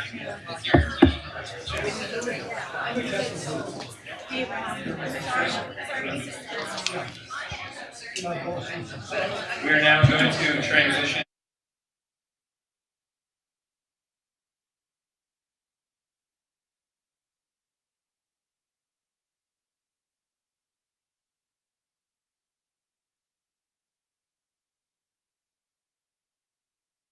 Historical look at Catholics and anti-Semitism. This discussion will examine the historical roots and evolution of Catholic anti-Semitism, providing context for our current challenges. Our panelists include Dr. Russ Hittinger from the Institute of Human Ecology and Dr. Richard Crane from Benediction College. Dr. Russell Hittinger is the Executive Director of the Institute for Human Ecology at the Catholic University of America. From 1996 to 2019, Dr. Hittinger was the incumbent of the William K. Warren Chair of Catholic Studies at the University of Tulsa, where he was also a research professor in the School of Law. On September 8, 2009, Pope Benedict XVI appointed Professor Hittinger as an ordinarius in the Pontifical Academy of Social Sciences, in which he finished his 10-year program in 2019. A prolific writer, Dr. Hittinger's most recent work is On the Dignity of Society, a book on Catholic social teaching and the natural law. Dr. Richard Crane is a professor of history at Benediction College in Atkinson, Kansas. A former visiting fellow at the United States Holocaust Memorial Museum, he is the author of Passion of Israel, Jacques Maritain, Catholic Conscience and the Holocaust. His research interests include World War II, the Holocaust, and Catholic-Jewish relations since 1945. His articles, book reviews, and essays have appeared in such periodicals as a Catholic Historical Review, Studies in Christian-Jewish Relations, Patterns of Prejudice, and Theological Studies, as well as America and First Things. Once again, our moderator is Simone Rizkallah from the Philos Project. Thank you, James. Thank you, Dr. Crane, Dr. Hittinger, for being here for our second panel. Thank you, all of you, for continuing to be with us today. On April 26, 1933, Hitler declared to the German Bishops' Conference, "I have been attacked because of my handling of the Jewish question. The Catholic Church considered the Jews pestilent for 1,500 years, put them in ghettos, because it recognized the Jews for what they were. In the epoch of liberalism, the danger was no longer recognized. I am moving back toward the time in which a 1,500-year-long tradition was implemented. I do not set race over religion, but I recognize the representatives of this race as pestilent for the state and for the church, and perhaps I am thereby doing Christianity a great service by pushing them out of schools and public functions." End quote. This was, in the words of Father Martin Ronheimer, who is an Opus Dei priest of a Jewish background, when he wrote an article for First Things in 2003 entitled "The Holocaust, What Was Not Said." So I will pose this question to the both of you. and perhaps it's an unfair and somewhat impossible question. Why is this aspect of our history, that anti-Semitism is deeply rooted in Christendom, so little known? And by implication, that the church is guilty of sins of omission when it comes to setting up the cultural soil for the racist anti-Semitism of Nazi ideology, which eventually led to the Holocaust. I'll start. Good afternoon. I'm not the first person to. Oh, can you hear me? Oh, Yep. I'm not the first person up here to say I'm not a theologian. I'm actually glad I'm a history professor instead, because my discipline is, aside from being inherently wonderful, is always open to revision. Yeah, and my own take on the topic we're about to discuss. I have, I won't say evolved. I haven't grown arms where there were fins, but my views have developed, and there are three big ways in which, as a historian, I've come to look a little differently, or maybe in a more nuanced way, at the question of historic anti-Semitism / anti-Judaism. So three changes that I've undergone in the last 10 or 20 years. First of all, I don't have the kind of faith I used to have in the inherent separateness of theological anti-Judaism and modern racist anti-Semitism. Now, granted, anti-Semitism as a word, some of you may know, it's still a fairly young word as words go. It was coined in 1879 by a polemicist named Wilhelm Marr, and we can I think make the error of saying that, well, until there was a word anti-Semitism, there wasn't such a modern, biologically driven race hatred. I think, as I'll talk about in a few minutes, I think we can see the roots, at the very least, in the Middle Ages. So I don't subscribe to the idea that we can neatly separate a long-term traditional theological anti-Judaism from a modern racist anti-Semitism. And I think sometimes we have, as Catholics, made that error in overemphasizing a distinction. There is the 1998 papally endorsed document, We Remember, a reflection on the Shoah, which really does emphasize that the Holocaust was primarily the product of a neo-pagan Nazi regime, and that Christians, Catholics, were through error or unwittingly drawn into this machinery of death, but that there is a certain distancing from a long-term past that I think demands continued study and reflection. One of my own exemplars, Jacques Maritain, the famous Catholic philosopher, believed that anti-Judaism and anti-Semitism were essentially different. I think there's been much more of an interplay. As a historian who I admire named Donald Dietrich has said, anti-Judaism was a necessary, if not sufficient, prerequisite for the Holocaust. A second area in which I've developed, and this is particularly a pitfall as a teacher of freshman World Civ, is an overemphasis on dates. So familiar dates in the history of Christian-Jewish relations: 70 AD, the destruction of the temple, allegedly the beginning of the Jewish diaspora, which it was of course not, but also the beginning of the parting of the ways between Christianity and Judaism.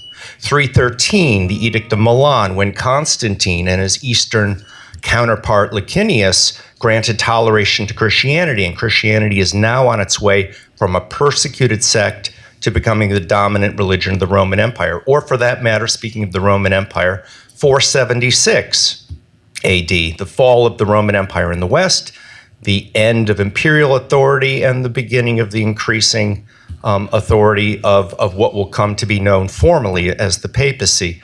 I think those dates are key dates, but in terms of the relationship between the church and the synagogue, we have a much more gradual and fluid development that is still changing into the Middle Ages. So we don't not immediately go from late antiquity to the prejudice and the frankly culture of contempt that existed in the Middle Ages. And thirdly, particularly with Jewish participants in this conference, a third area in which I've kind of remedied some very unnuanced thoughts is in having what one Jewish historian has called a lachrymose conception of Jewish history, that our coming to terms with a certain past within the Catholic Church can lead us to view Jews simply as victims who have merely existed as objects of Christian spite and contempt, without an appreciation, and this is a very important legacy of Vatican II and Nostra Aetate, without recognizing Jews as having a living religion, an ongoing relationship with God, and historically speaking, agency. So with that in mind, I'll turn the mic back to my colleague Russ. But suffice to say, I think that when we look at the Christian Jewish past, we have to look at the complexity of a rather gradual separation of the church and the synagogue, and a gradual development of Christian prejudice by the High Middle Ages that by the Late Middle Ages really does bear some signs centuries ahead of time of what we would call modern anti-Semitism.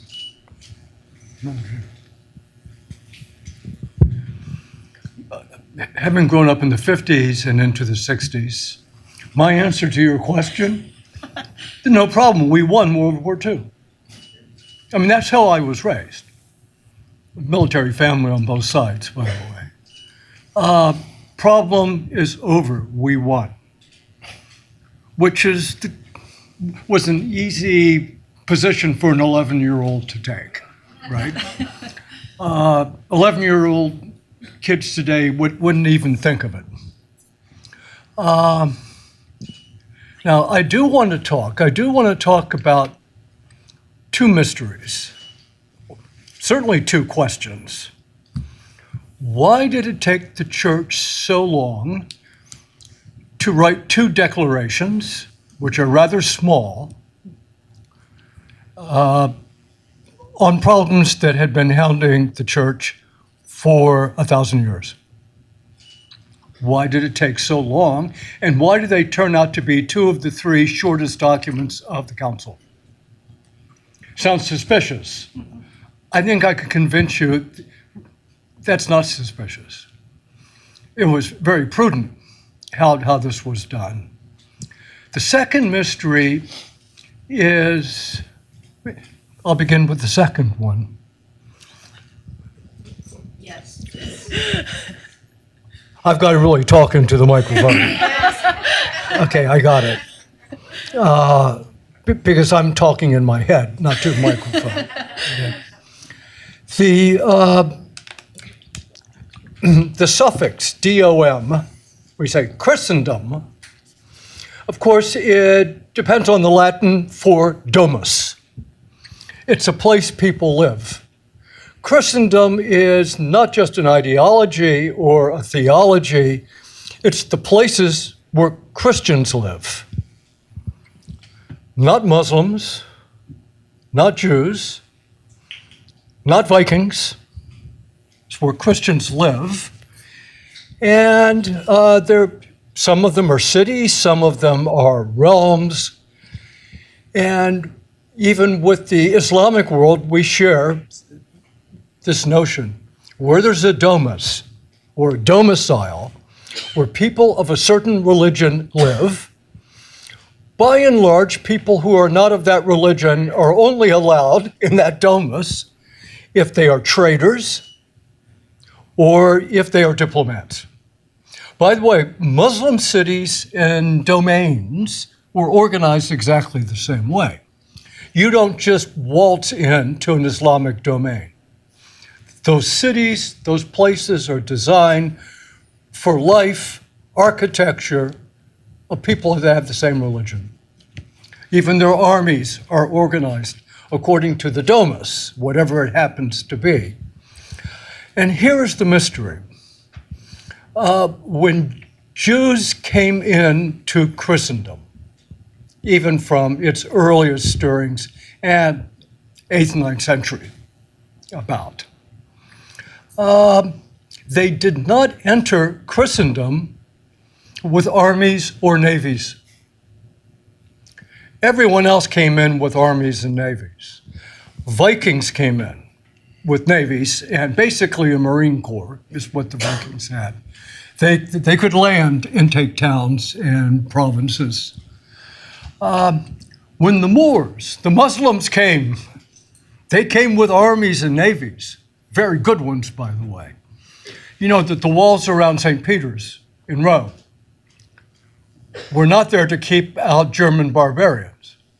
They were to keep out Muslims who were doing raids, even up the Tiber. Or they were just pirates. Jews did not come in as pirates. They did not come in as Moors. They did not come in as Vikings. And so here is the mystery.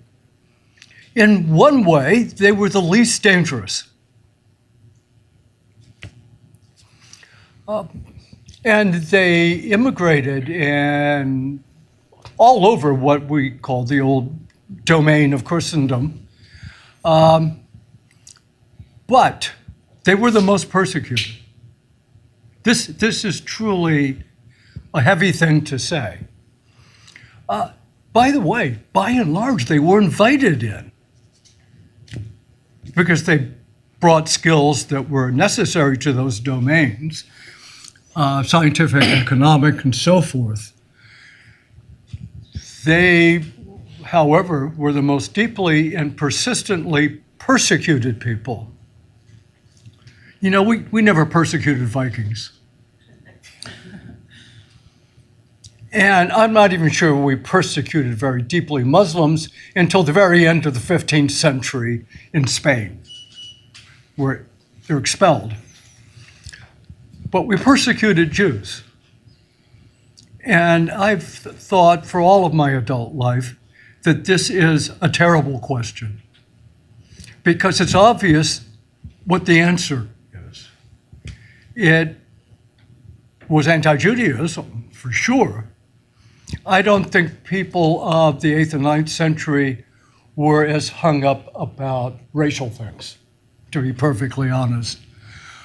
But about religion, yes. And so they were aliens, resident aliens of a different religion living among us.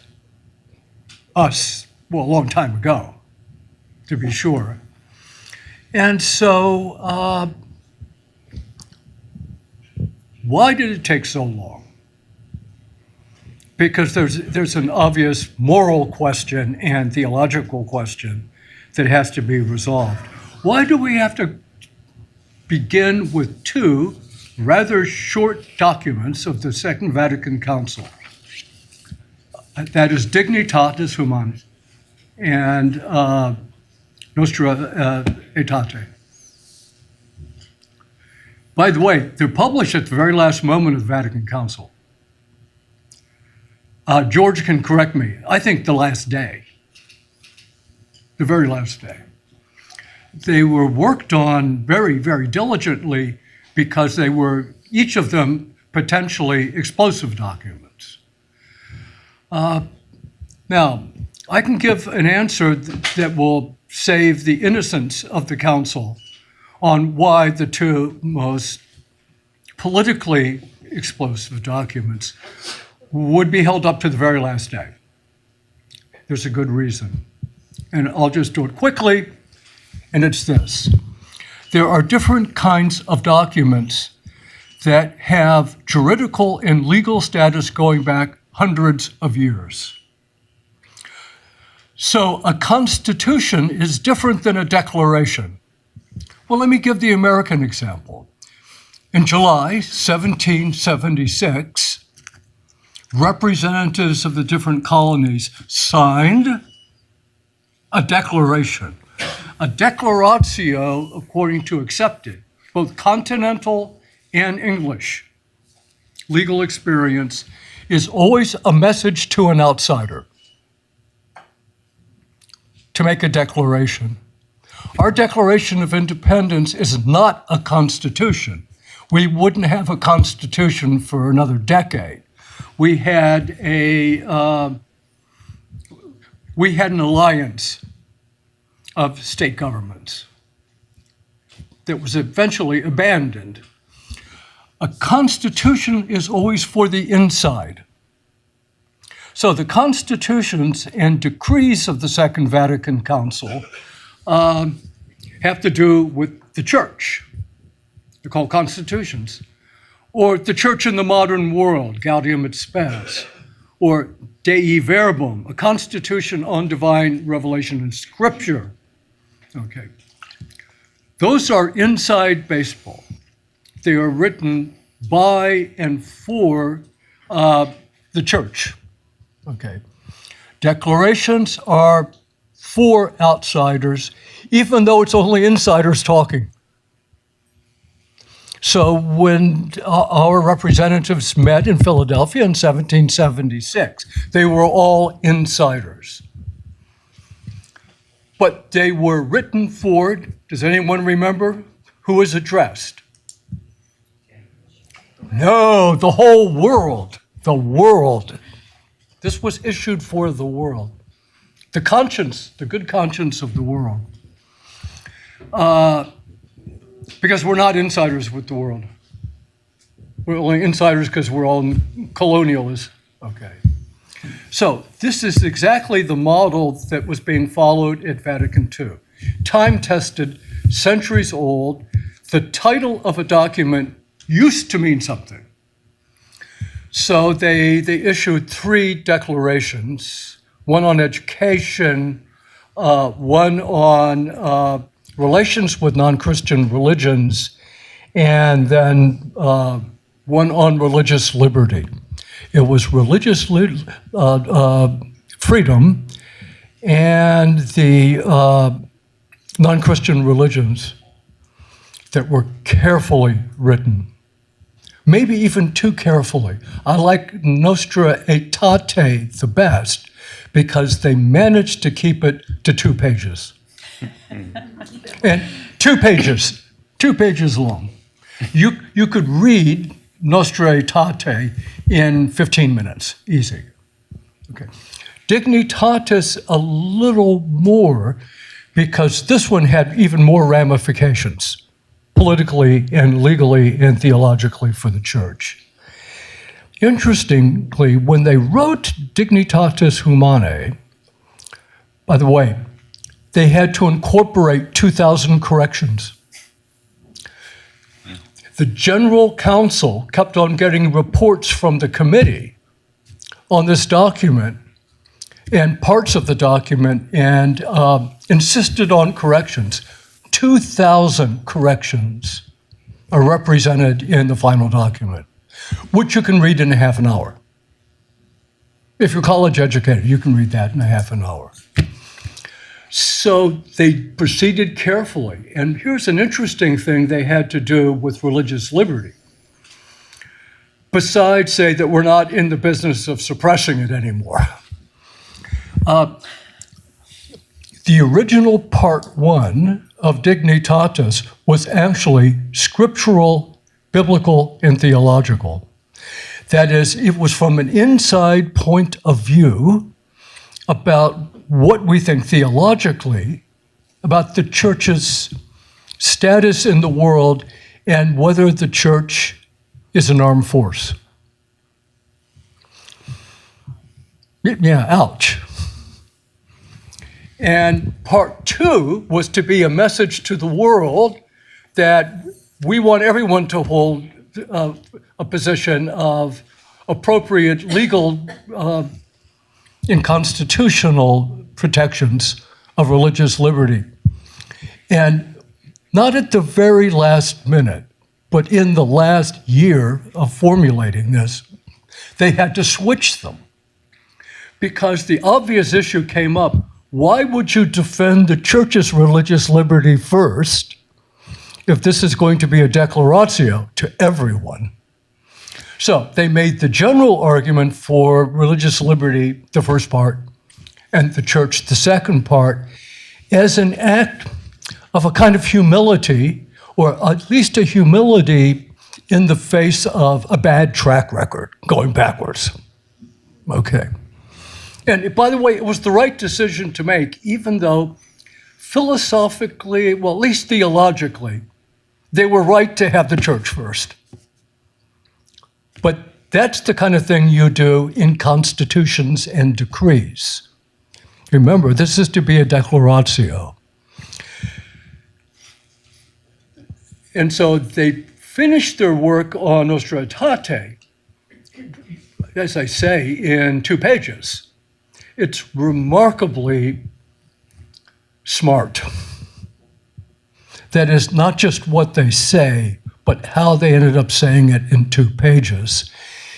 And there is another question that I'll return to later about what they say. Okay, here you go, Simone. Question 2. What prompted the church fathers, particularly St. John Chrysostom, to de-emphasize Pauline theology? St. Paul's epistle of the Romans, chapters 9 to 11, exhorts Christians to not relate to their fellow Jews in Judaism with arrogance, to recognize that they are the root of the faith to which we have been grafted on, and that the covenant, the gifts, and the calling of the Jews has not been superseded nor revoked. So we have the scriptures, which are mysterious, but still there it is. We have official church teaching, but then we have problematic teaching in the form of, non-binding, let's say, non-canonical, and yet still very highly influential writings of the church fathers, as well as the collusion between the church and the state, church councils that made life difficult and often dangerous for Jews. Can you help us make sense of this scandal and this mark on our history? Yeah, perfect for you. There's a long answer to that. I'm going to try to be concise. So when I teach the Holocaust class at Benediction College, one of our first week of class, we look at some primary sources, and these primary sources include St. John Chrysostom, his homily against Christians participating in the, quote, wicked and unclean feast of the Jews, end quote, as well as over 500 years later, a declaration or a statement by Pope Gregory X, I believe, denouncing the blood libel, denouncing the Christian superstition that Jews celebrate Passover by crucifying a little Gentile boy and draining his blood. And then they read Martin Luther, about 500 years after that, his infamous screed on the Jews and their lies. So, as they say on Facebook, it's complicated in terms of the conflicted way that Christians, that the church has viewed Jews throughout history. Now, when we're talking about the time of late antiquity, we're moving out of a classical world where religious orthodoxy was not the norm. Jews stuck out in that sense, rather religious syncretism was the norm. So someone like St. John of the Golden Tongue was really worried about Judaizing Christians. More about that in a moment. But first, the quote-unquote Pauline or Pauline theology. So Vatican II, something wonderful in Nostra Aetate chapter 4 is that we are reminded of that thought from St. Paul, who was himself born a Jew and considered himself always to be a son of Israel, like Jesus and the apostles, of which he counted himself one. after the fact were. The idea that Christians, that the church is but a wild branch grafted onto a true vine, and that has restored to an extent a certain amount of respect, not to mention humility, in how Christians, how Catholics in particular, view, as St. John Paul II put it, their elder brothers, and I would add sisters, in the faith. Now, that doesn't mean that doesn't mean that there isn't some ambiguity, if not ambivalence, in St. Paul to begin with. After all, coming from a Pharisaic background and calling himself an apostle after the fact,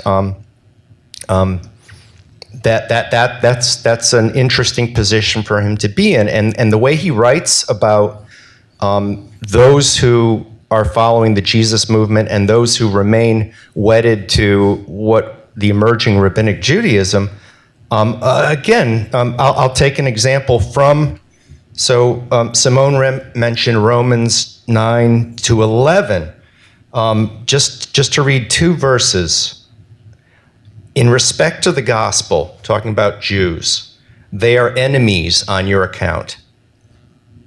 But in respect to election, they are beloved because of the patriarchs. And the next sentence is crucial. For the gifts and call of God are irrevocable. So I'm no theologian, as I've told you, and I'm still working on being a good historian, but there's a lot to unpack in those two simple. So we have a sense of Jews in a sense being, for Christians, our enemies. We also have a sense that they're blessed by God and that God doesn't take back his gifts. And it has taken the church a long time to do justice to that. And what did Paul call this? He called this ultimately the mystery of Israel. So it's not something that at this meeting or any other meeting we're going to work out in an afternoon. It has both a historical and even more so an eschatological dimension. But Paul wrote other things that we could see, at least taken in isolation, that are kind of harsh about Jews. He writes in 1 Thessalonians chapter 2, verse 15, about the Jews, and I quote, the Jews who killed both the Lord Jesus and the prophets and persecuted us, end quote.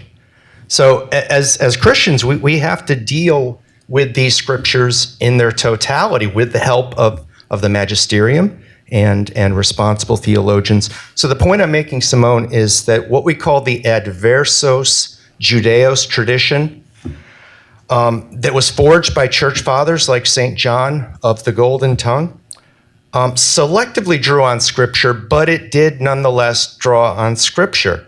And again, his invective is primarily directed at Judaizing Christians more than Jews themselves. In fact, as we get into the 5th century and beyond, we are seeing the separation of Christianity and Judaism, or rabbinical Judaism, as definitive religions.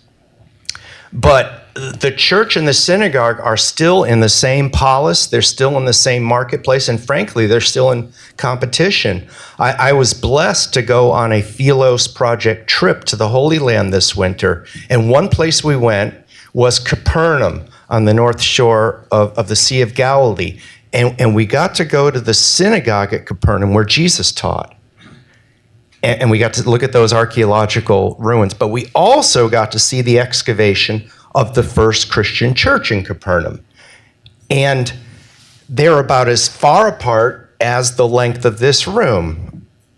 So that is something that struck me, is that in the patristic period, in late antiquity, before the flowering of medieval Christendom, Christianity and Judaism were, to use the colloquial expression, in each other's face. And we don't excuse what people like St. John wrote, but there is that context. Moreover, something else that was, I think, lost by the end of the Middle Ages was St. Augustine, who himself had a conflicted attitude towards Jews, kind of coining the idea of Jews as a witness people. In other words, unlike your Muslims, unlike your Vikings, we in medieval Christendom actually need Jews. Why?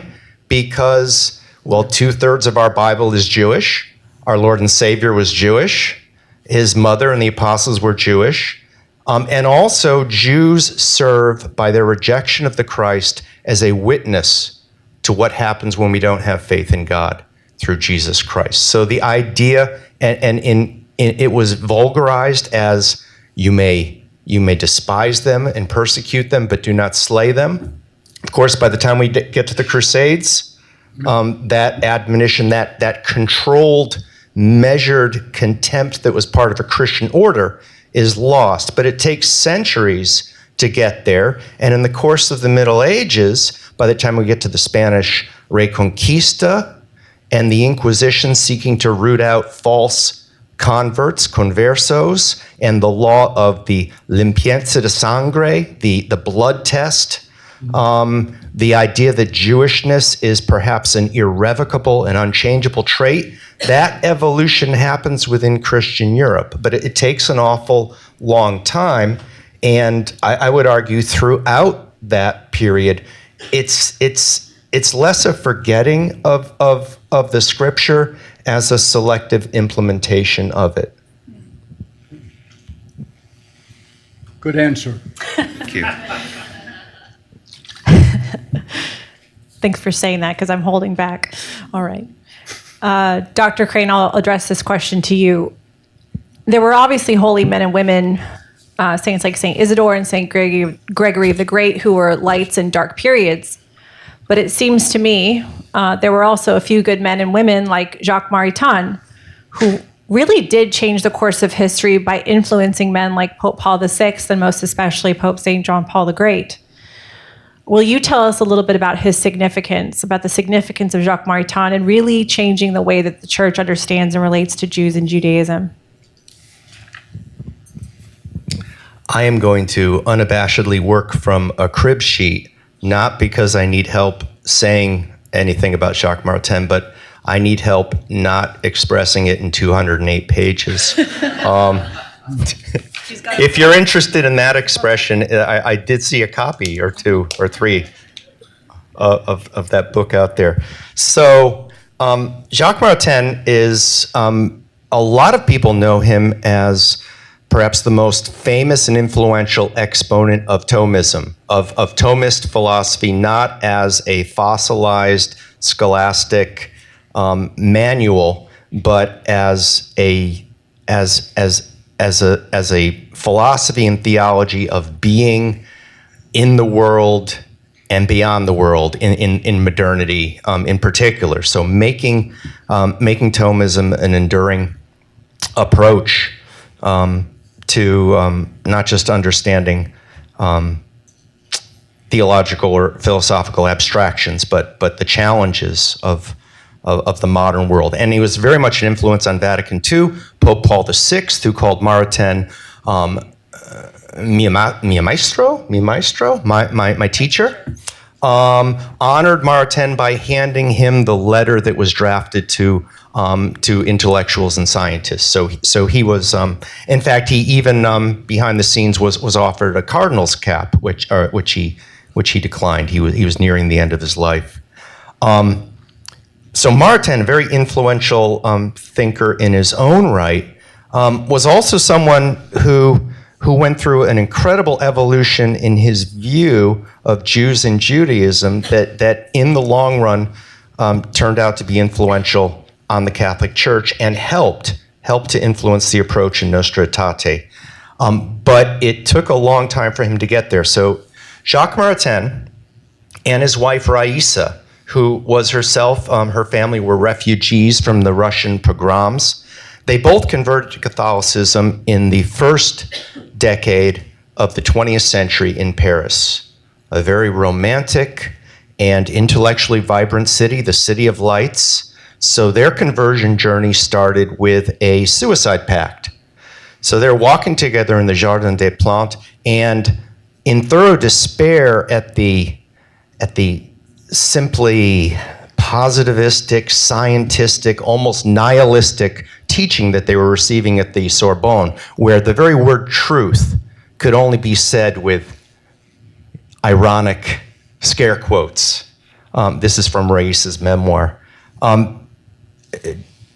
it sound familiar in terms of the university being closed to questions of truth and being? Thankfully, they did find truth and goodness and beauty in the Catholic Church.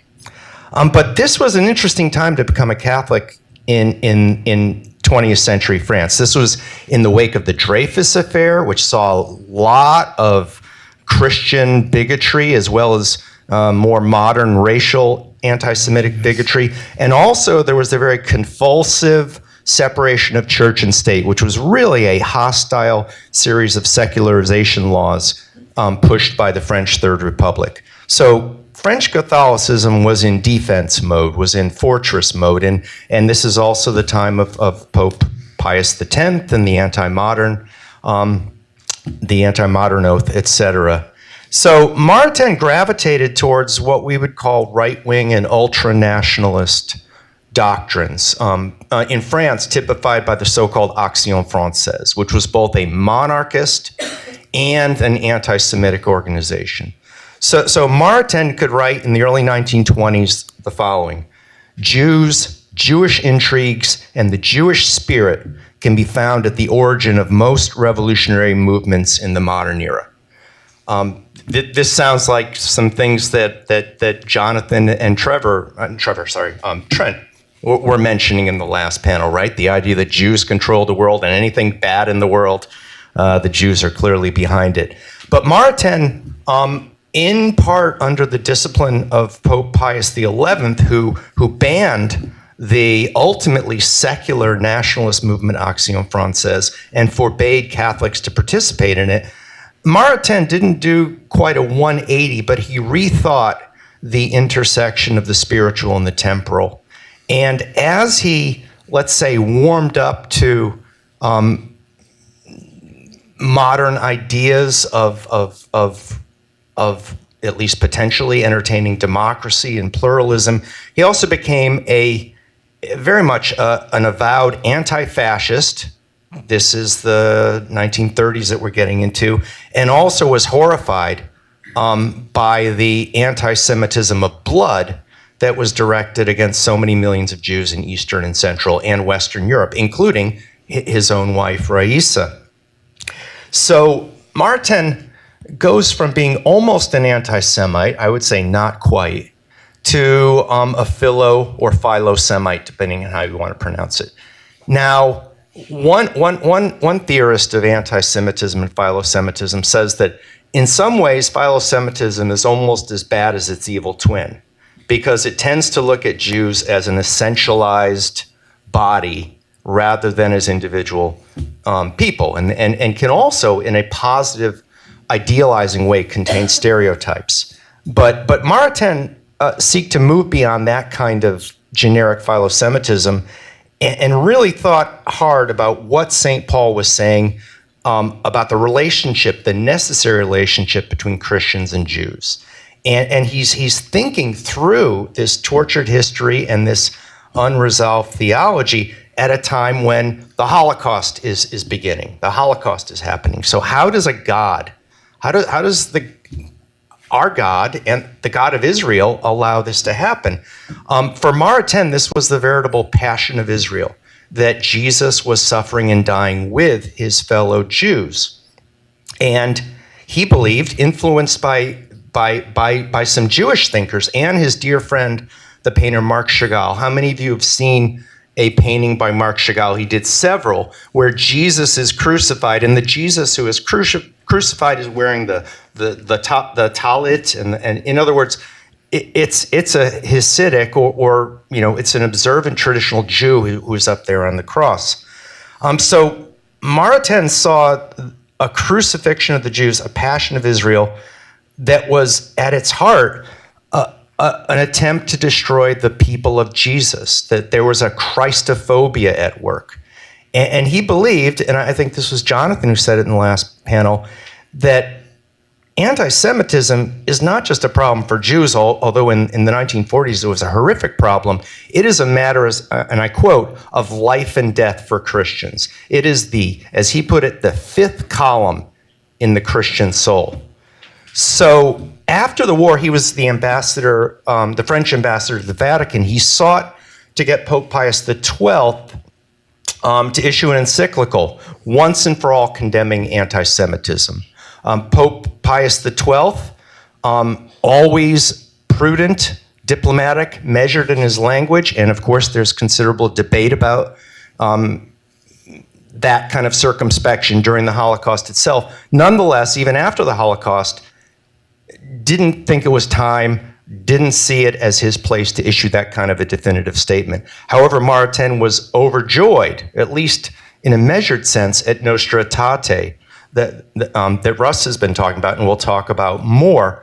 But he thought it was just the beginning. Because, of course, Nostra Aetate, it deplores, even though it doesn't condemn anti-Semitism, it refutes the deicide charge, but there are still other areas of Catholic, Jewish, and Christian Jewish dialogue that still needed and still need considerable work, including, by the time Nostra Aetate came out, we have had a state of Israel for a decade and a half. It would take until 1993, as I think you know, for the Vatican to recognize the state of Israel. And Catholic attitudes towards Israel and towards Zionism are still a work in progress, and it's not easy work. And also the Holocaust. As I mentioned earlier, it took until 1998 for there to be a definitive Catholic statement about the Holocaust or the Shoah. And I frankly stated how I see that as a work in progress, and how that is a little problematic and still over distinguishing between anti-Judaism and anti-Semitism. But we're still at work. Jacques Maritain, his whole life was a life of conversion. And we Catholics live a life of conversion, not as a shining moment, but as a continued good work, just like the work between Catholic and Jews is a continued work, and it is the good work. So that's all I'm going to say about Maritain. I want to go back to your first question, which is about Chrysostom and St. Paul. So here's a stab at it. I wouldn't recommend my position on this 100%, but you can learn a lot if you pretend as though it's true. Okay. It's called Imperium. Chrysostom lived when Christians got their hands on the golden trophy. They had Imperium, like the Caesars. St. Paul didn't. That's a huge difference. And Augustine, because he was a North African, tended to side with the anti-imperial point of view, because North Africans were the most deeply persecuted by the last persecution of Diocletian. Montanus, Donatus. Augustine's very savvy, very careful on Imperium. He does kind of say, well, God must have intended it because it happened, but it's dangerous. So once you have Imperium, you have many benefits of trade, of wealth, military force, and just the good old satisfaction of chomping up a bit more of the world to bring into your Imperium. But you know, the church in the West lost it for 400 years. But they got it back. Yeah, they got it back. His name is Pepin, whose son was Charlemagne. And Pepin gave to the papacy, smack in the middle of Italy, an army that defeated all of the pirates and the raiders and the Greeks coming in. And it was not called Papal States back then. It was called Patrimonium Petri. He gave it to St. Peter, but let the Pope run it. And now you have contiguous geographical territory that has to be protected. All sorts of things follow from that. Enough wealth to be able to pay for the missions in the western part of Europe. How do you think those monasteries had graveyards and properties and so forth? From the wealth, the papacy was deriving from the gift to St. Peter, that great missionary effort, and eventually they get imperium with Charlemagne. And that model was always the preferred model. By the way, the East never gave it up until they had to. The Western Church kind of got one around the 9th century, and they weren't going to give it up easily. And tucked inside that empire of papal states. And Peter's not going to give those up once he has them. They all have armies. They all have imperial insigniae. They dressed that way. If I have to give an explanation of what changes around the 5th century, is that Catholic Christianity, whether it's East or West, whether it's Roman or the new Rome in Constantinople, they like it. They like imperium. Remember, imperium goes all the way through 19th century Germany. The Third Reich was the Third Imperial Order, right? Charlemagne, Bismarck, National Socialism. Everyone dresses, even in the movies, people dress like they're imperial, right? That Coen Brothers movie is really brilliant on this. But so this makes the whole religious liberty problem dicey. First of all, there's going to be a tendency to a uniform policy that will be backed by force. On the other hand, it gives enormous benefit to the church because the church is still missionary. Okay. There was a time about the mid-Middle Ages to late Middle Ages when they had so much of what they needed, they stopped being missionary. But then they discovered the New World and the missions began again, and they needed money. And guess who had the money? Not rich monasteries. The sovereigns, the Catholic sovereigns. The King of Spain had money, and he quickly becomes imperial. He adopts the imperium. This makes the religious liberty issue extremely difficult. And by the way, not only did Catholics persecute Jews, they persecuted other Christians too. I mean, it's a fantastically gory history, actually. I think of a Vincent Price movie on some of it. But so if you don't understand both the benefits and the constraints of religion coming to have imperium, and now not just some pagan mystery religion, but a biblical religion having imperium, you don't know how to sort through these issues. And it's not a mere coincidence that when Rome no longer has its states, and when the imperial regimes are biting the dust of World War I and II, that all of a sudden we come up with documents on religious liberty, right? It's not merely coincidental, because you have to rethink long patterns of behavior. And the church goes back to being missionary, a more authentically missionary operation. But I've already spoken too long. Here you go. It's incredible. Before I ask my next question to you, Dr. Hittinger, I want to read, this is Jacques Maritain in his chapter on the mystery of Israel, quoting Maurice Samuel, because you mentioned it being pretty gory, and we can say this is a demonic, right? Well, it's the Song of Roland. I read it every year. But I don't count myself as reading demonic literature, no. We shall never understand, Mr. Maurice Samuel says, the maniacal worldwide seizure of anti-Semitism unless we transpose the terms. It is of Christ that the Nazi fascists are afraid. It is of his omnipotence that they believe.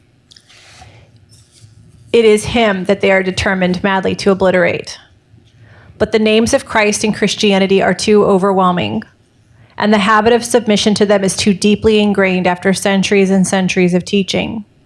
Therefore, they must, I repeat, make their assault on those who were responsible for the birth and spread of Christianity. They must spit on the Jews as the Christ killers, because they long to spit on the Jews as the Christ givers. End quote. Dr. Hittinger, I find, and you noted very astutely, kind of the practical historical reasons for why, now we're ready for these documents. But I'm happy that I'm born in a time that they were written. And I'm a survivor of a lot of silly expressions, of fake interpretations of Vatican II. And despite having survived a lot of the silliness and a lot of the bad catechesis, I'm very grateful to be born post Second Vatican Council. I'm really moved by how the council talks about the theology of the laity, confronting modern men and women, the feminine genius, the relationship with the Eastern Catholic churches, as I am an Eastern Catholic, and of course our relationship to Jews and Judaism and non-Christian religions. I'm really grateful for all of that, and I take it for granted. Can you tell us, Dr. Hittinger, you've already talked a lot about the Declaration, but to return to it, Nostra Aetate means in Latin, in our time. So there's like this prophetic call, this prophetic dimension to it, and why it was absolutely necessary and should not be dismissed as it has been dismissed, quite frankly. Yes, a couple of things about the document. So not all religions are mentioned in this document. It begins with the axial age religions. That is, religions that are not magic. And we're speaking about Hindu, Buddhist, and Jewish. So the first 40% of the document is looking very kindly and graciously at the importance of these axial age religions. No magic. So the notion of the unseen deity is brought to the fore, to use their own words. And they have good things to say about them all. But Muslims and Christians are like great-grandchildren of that, because neither Islam or Christianity is an axial age religion. At least not what that term has meant for more than a century. Axial age goes from about 8th century BC until maybe 3rd or 2nd century BC. In a way, we're more dynamical religions, Islam and Christianity, but not axial age. Then the document pauses. This is how I recommend reading it. And they move directly to the relationship to Judaism. And by the way, most of these documents of Vatican II are not translated into English very well. But this document is serviceable, but they use over and over again the word bond. That we are, as Christians, bonded to the Jews, which is something more like a domus. We come out of the same household. Okay. And these terms are used with great affection. So they call the three axial age, and then Christianity and Islam, they call them conspicuous religions. And I think that should that simply means they're the great ones that have had international impact and still exist, right? So there's a recognition and esteem for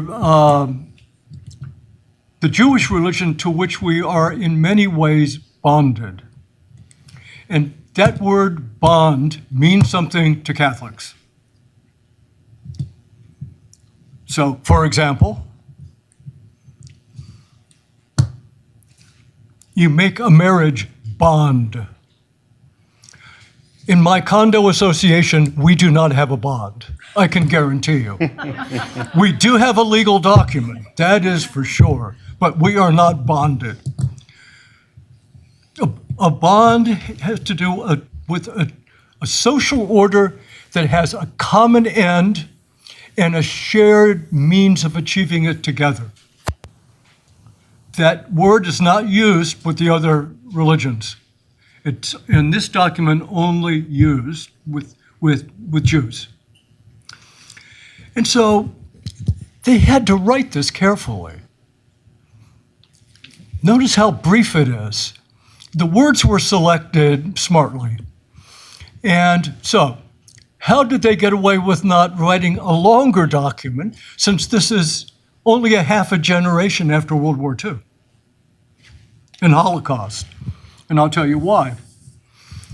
They had another document called Dignitatis Humanae, which treated at some length religious liberty. They didn't have to rehearse all of that in Nostra Aetate.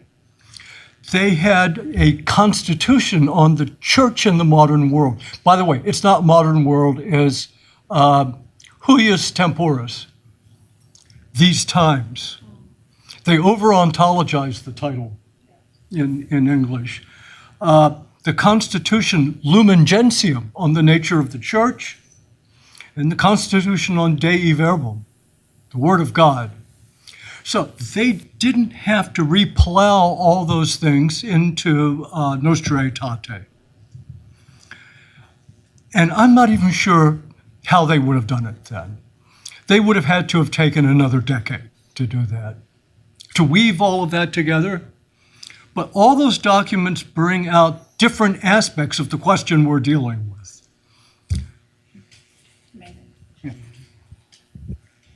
So I'd like to get to the Q&A from the audience, but briefly, final question.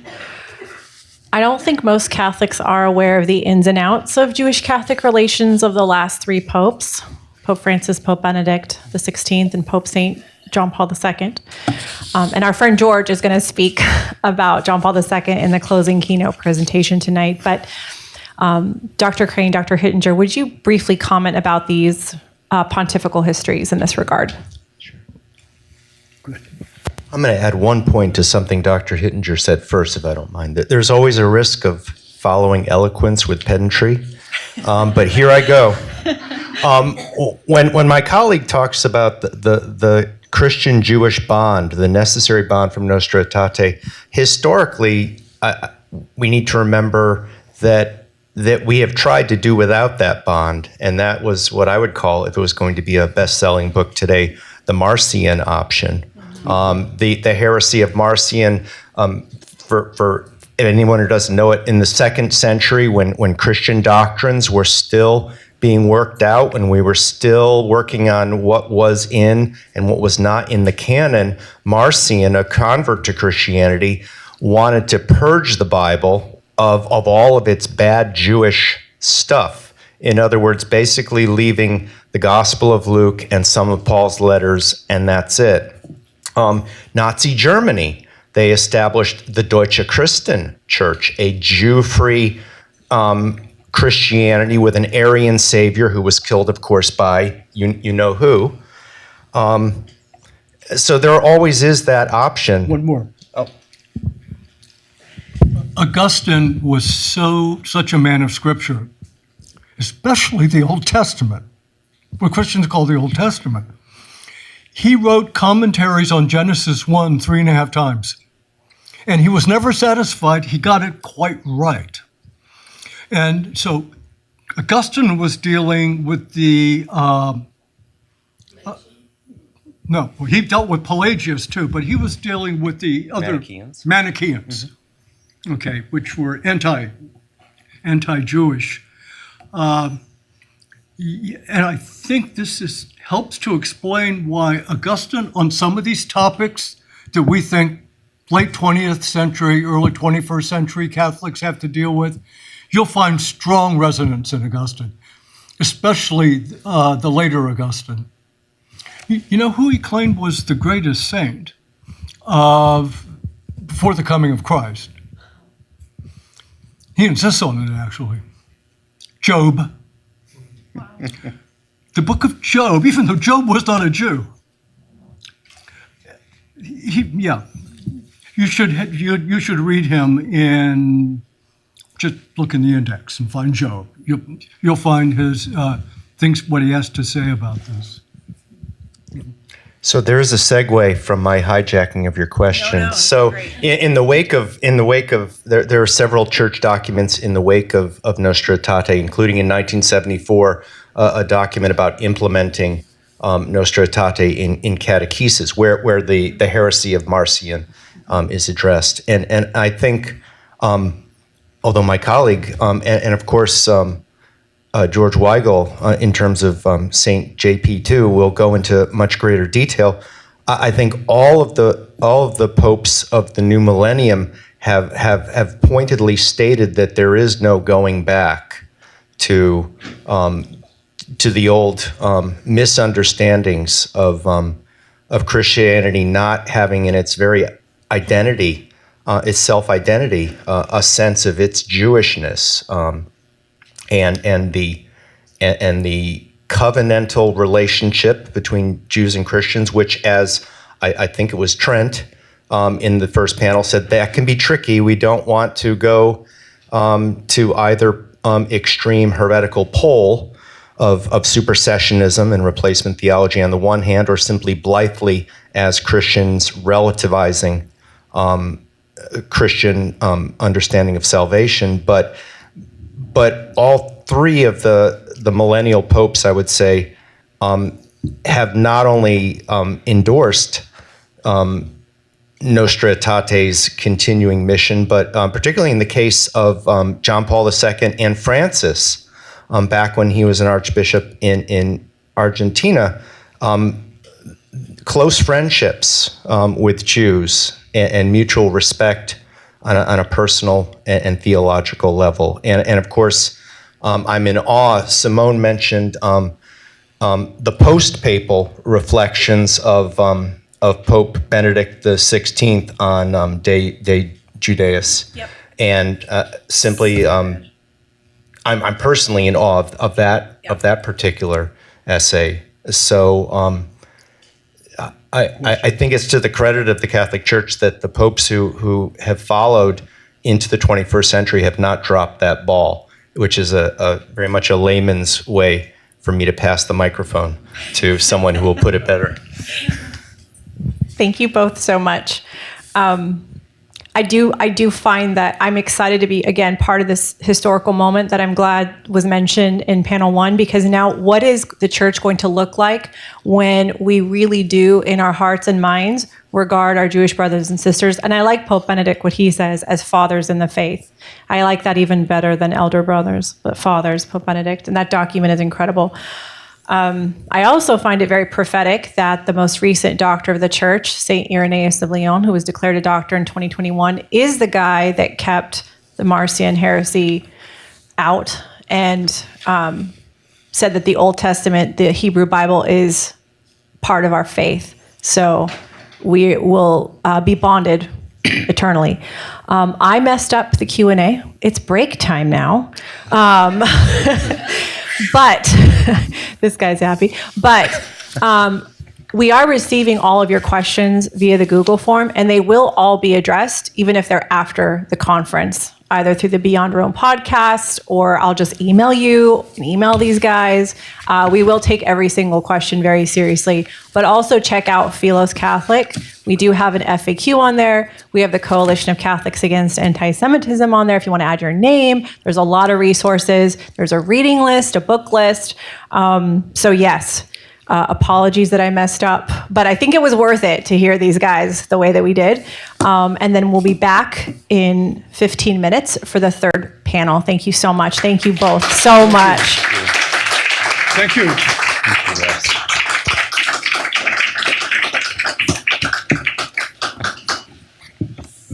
Well,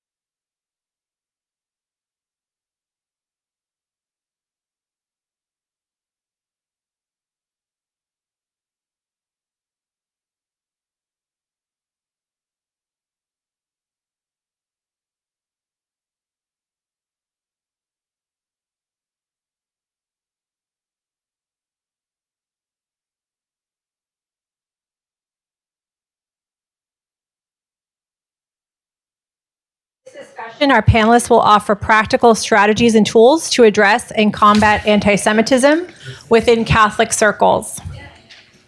Our panelists are Maggie Phillips from Tablet Magazine, Catherine Jean Lopez from the National Review Institute, Phil Dolitsky from the Philos Project, James O'Reilly from the Philos Project. Maggie Phillips has authored the series Religious Literacy in America for Tablet Magazine, work made possible by a grant from the Arthur Vining Davis Foundations. A graduate of the College of the Holy Cross, her writing has appeared in America Magazine, Real Clear Investigations, Military Review, Military Spouse Magazine, Word on Fire, and ARC Magazine. She is a proud Army daughter, wife, and sister, and an even prouder mother of 3. Catherine Jean Lopez is a senior fellow at the National Review Institute, where she directs the Center for Religion, Culture, and Civil Society. She is also religion editor of National Review Magazine, where she has been on the editorial staff, including as editor of the National Review Online for over a quarter of a century. She is published widely in Catholic and secular publications and is also a nationally syndicated columnist with Andrews McMeel Universal. Lopez is author of A Year with the Mystics, Visionary Wisdom for Daily Living. She speaks frequently on faith in public life, virtue, and prayer. James O'Reilly is the Associate Director of Philos Catholic. He graduated from Christendom College with a BA in philosophy, focusing on the relationship between language, morality, and truth. In 2022, he founded The Broken Binnacle, a platform of writers seeking to revitalize American Catholic culture through writing, art, and the humanities, and to promote and share the Catholic faith. He is a proud native of the Shenandoah Valley. Philip Dolitsky is a strategic advisor at the Philos Project. He earned his bachelor's degree in history from Yeshiva University and his master's in international relations from American University. Prior to joining Philos, Philip worked at a national law firm doing research and analysis for several high-profile counterterrorism cases. In addition to his work at the Philos Project, Philip has published extensively on military strategy, military ethics, and national security, with his writings appearing in Chesterfield Strategy, Parameters, Military Strategy Magazine, and more. Welcome, panelists.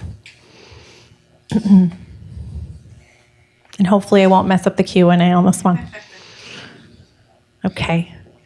So this panel is dedicated to practical strategies and tools to combat anti-Semitism within Catholic circles. One of the most gratifying parts of being in this space and doing this work is meeting Catholics, particularly those who come from Jewish families, who are more sensitive to the uptick within Catholic circles and who feel passionate about the Coalition of Catholics Against Anti-Semitism, which was launched at Franciscan University of Steubenville, Ohio in October 2023. Maggie, I'd like to begin with you.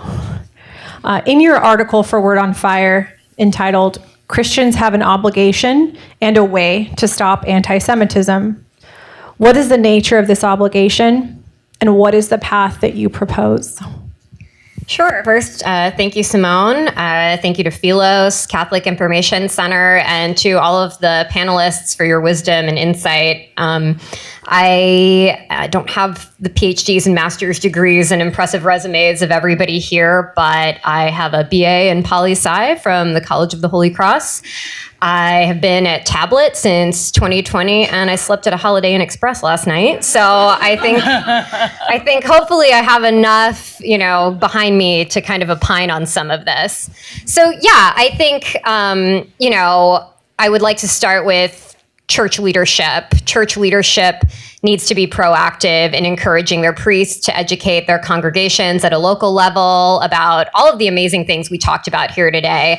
I joked to someone earlier that I kind of feel like Buddy the Elf in Elf when he says he's just excited to meet another human who shares his affinity for elf culture. We're all here because I hear the word niche being used a lot. This shouldn't be niche. It should be something that we're happy to share. There's so much good insight and wisdom here and truth, right, that needs to be shared.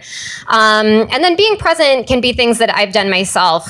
with folks from my parish and my kids' Catholic school, reaching out to our local Jewish community, going to a Shabbat dinner, coming to a service.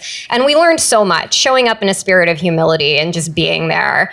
And I would say at a very basic level, there's some things you can do as lay Catholics without a degree, without a vast international relations experience. Be vigilant about the content that you and your kids are consuming online, what podcasts they're listening to. Have open conversations about those things. Ask questions. Make acts of reparation to the Sacred Heart for things that are happening that you see that you know aren't right. I love Jews so much that I pray to a Jewish guy every day. If you're Catholic, you believe that there is a Jewish heart in heaven, a real Jewish heart that beats with love for humanity and that is profaned every day. And so, take the first Friday starting this Lent to go and make acts of reparation to the Sacred Heart after Mass. And then we have to stop doing Catholicism versus anyone. That's not why you become Catholic. You don't become Catholic to own the libs. You don't become Catholic to own the cons, right? You become Catholic because you believe that Jesus Christ is the Son of God. So those are like some very basic things. But I'd like to circle back to my earlier point about church leadership. I guess when we talk about how we can lead Catholics away from falling over that precipice into anti-Semitism, my question would be, what Catholics? I think we've all seen the recently released Pew survey that showed that only 19% of Americans self-ID as Catholic, and of those, less than 1/3 attend Mass weekly. So you can have all the homilies about Nostra Aetate in the world, but there have to be ears to hear. And there's a precedent I would propose for the times we live in. With new disruptive technology, everyone's Pontius Pilate asking what is truth, suspicion and hostility towards elites. We've been through this before in the early modern period, right? We had the Reformation. And what did the church do in a spirit of humility? It launched the Counter-Reformation. I think we misunderstand our times when we say we're receding to like neo-pagan times. I think really what we're living through, there's precedent more in the Reformation and the spirit of the Counter-Reformation. And that means taking seriously those factors that have led to the situation we're in today, in which 800 Catholics leave the faith for every 100 who come into the church. That's the worst leave-join ratio of any faith group in the Pew survey that produced that statistic. We love to talk about St. Teresa of Avila.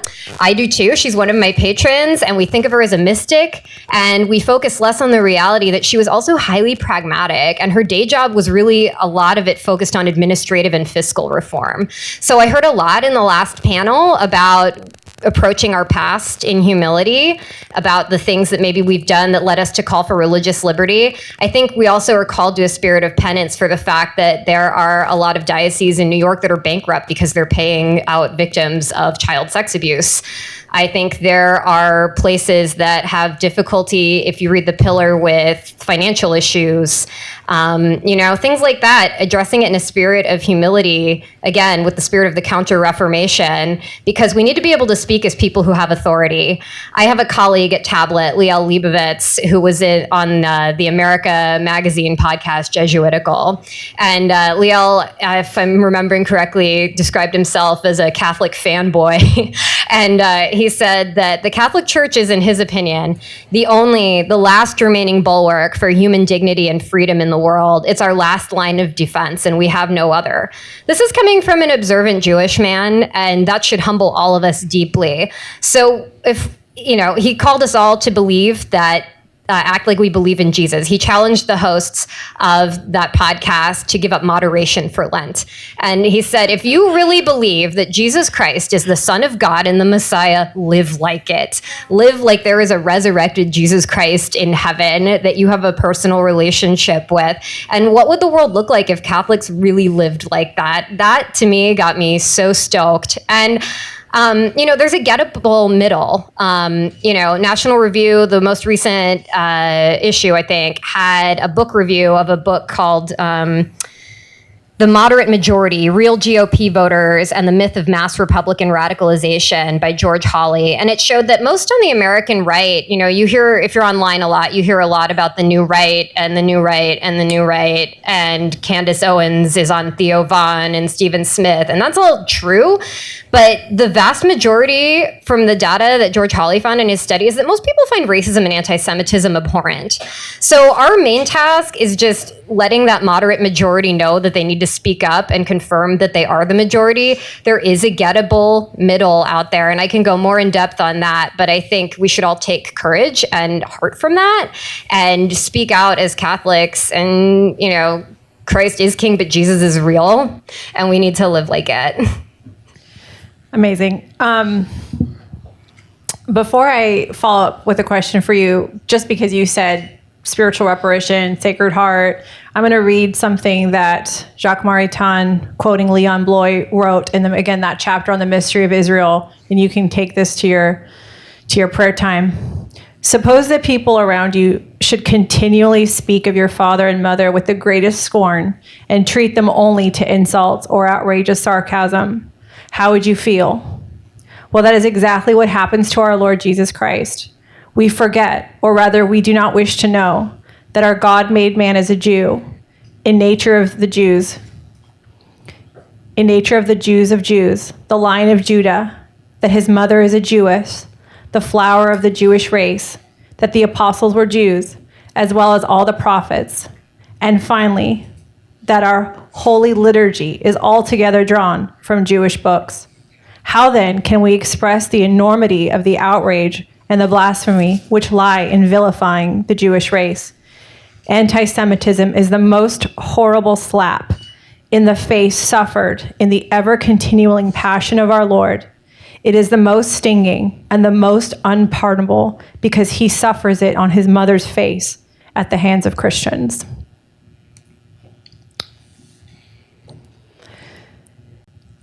So my follow-up question to you.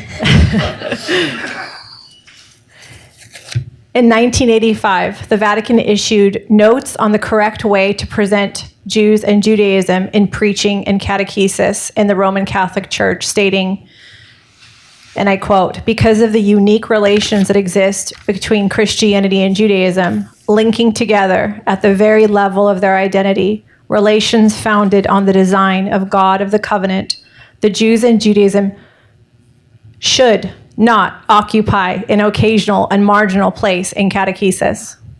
Their presence there is essential and should be organically integrated," end quote. How does this Vatican statement inform the responsibility of clergy in ensuring that Judaism is organically integrated into Christian catechesis and preaching? Sure, yeah. This is what we call in the Army community a command emphasis issue. Priests need to get out in front, give their parishioners a time and a place to show up and accompany their Jewish brothers and sisters and learn from them, to get to know both their priest and their Jewish neighbors. It requires the priest's wholehearted endorsement and presence. And if a parishioner brings the priest the idea, then that requires an enthusiastic response and a "how can I help" from the priest.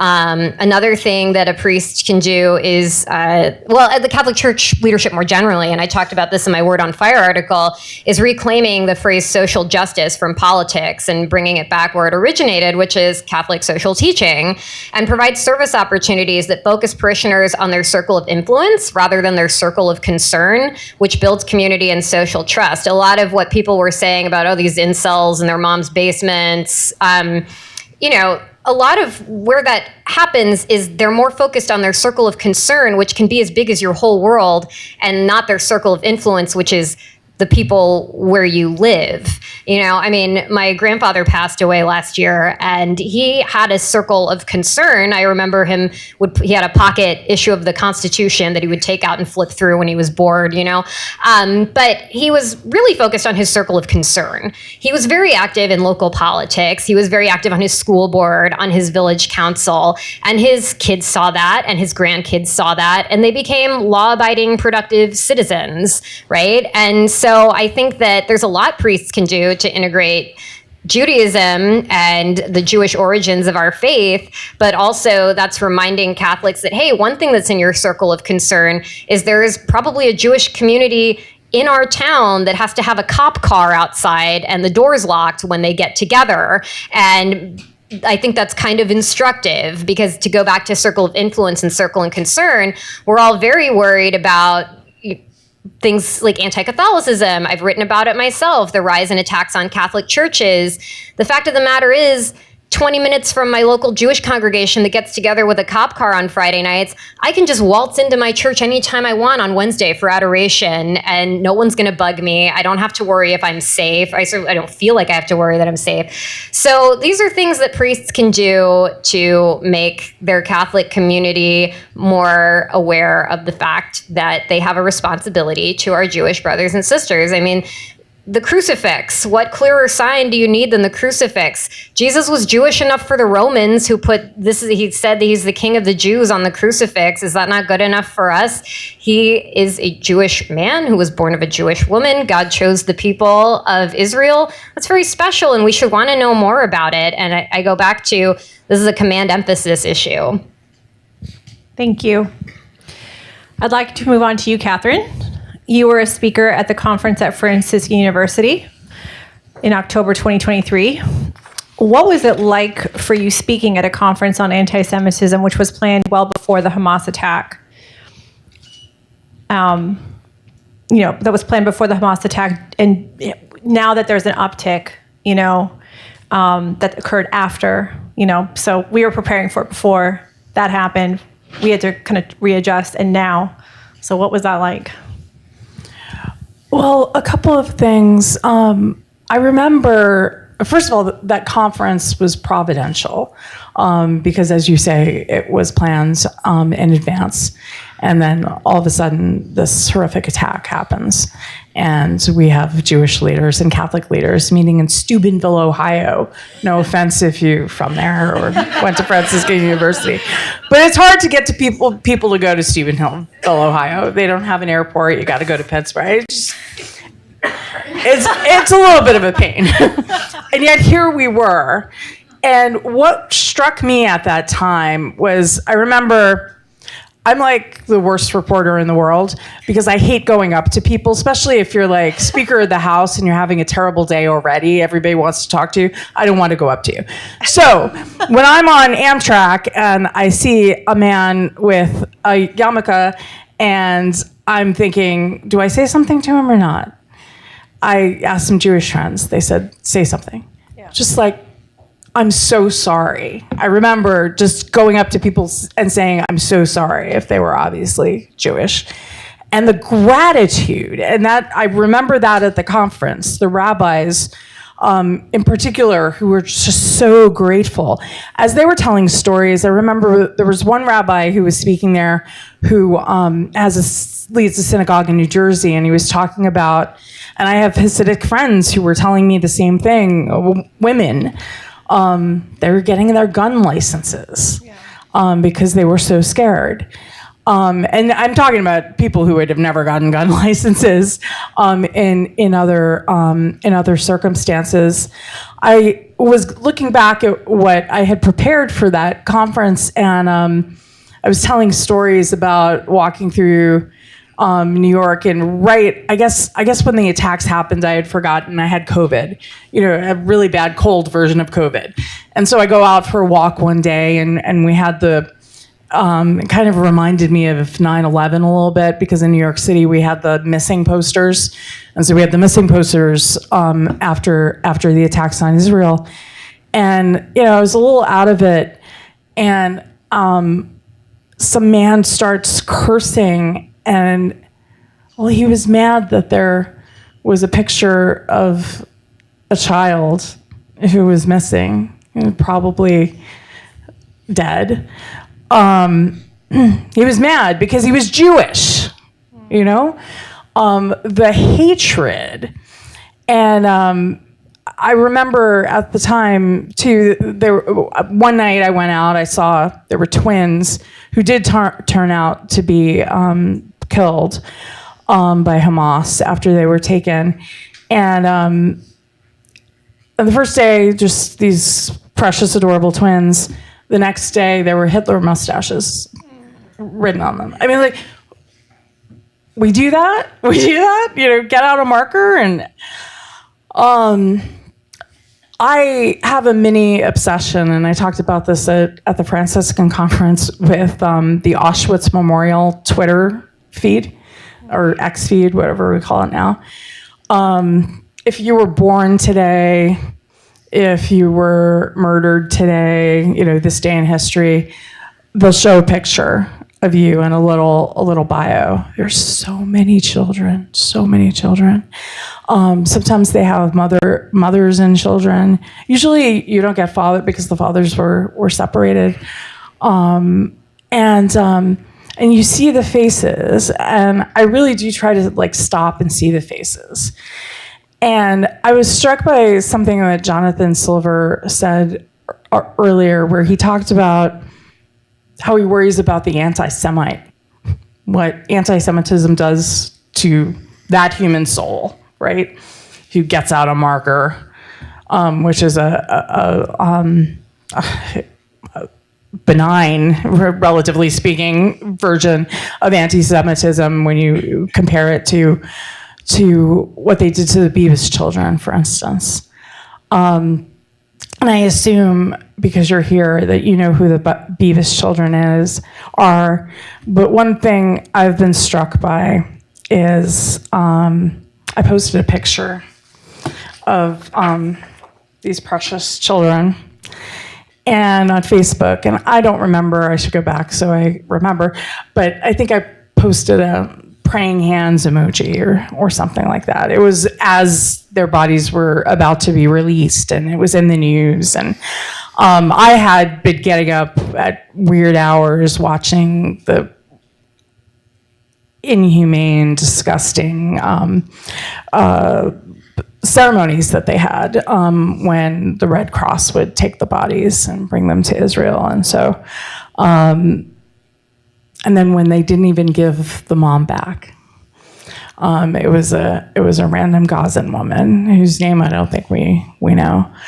But so I post the picture on Facebook, and somebody congratulated me for adopting these two little boys. Other people just said, I don't know what's going on, but I'll pray for you, because I often post prayer intentions. I say this sometimes I was telling a story to some Jewish friends, and they said, again, the gratitude and the patience Jews have with Christians who are supposed to be Christian, as Maggie said. And obviously, if you don't know, you don't know, right? And people are busy, and that's what my Jewish friends say, you know, about the Christians who aren't paying attention. But my point, and I think part of the reason we're having this conference, and I thank Philos and the Catholic Information Center for doing this, Franciscan before, is because we have to know, because it's happening in our time. And I would, going back to Jonathan's point about what anti-Semitism does to the anti-Semite, what it does to the polity, what it does to the culture. If we, as Christians, dehumanize our Jewish elder brothers, fathers, as you were saying, we'll dehumanize anybody. You know, that's our spiritual family. We'd be nothing, as Maggie was saying. I got a bunch of medals here. There are a lot of Jews on my medals here. You know, we got Mary and Jesus, and who knows what apostles I have down there.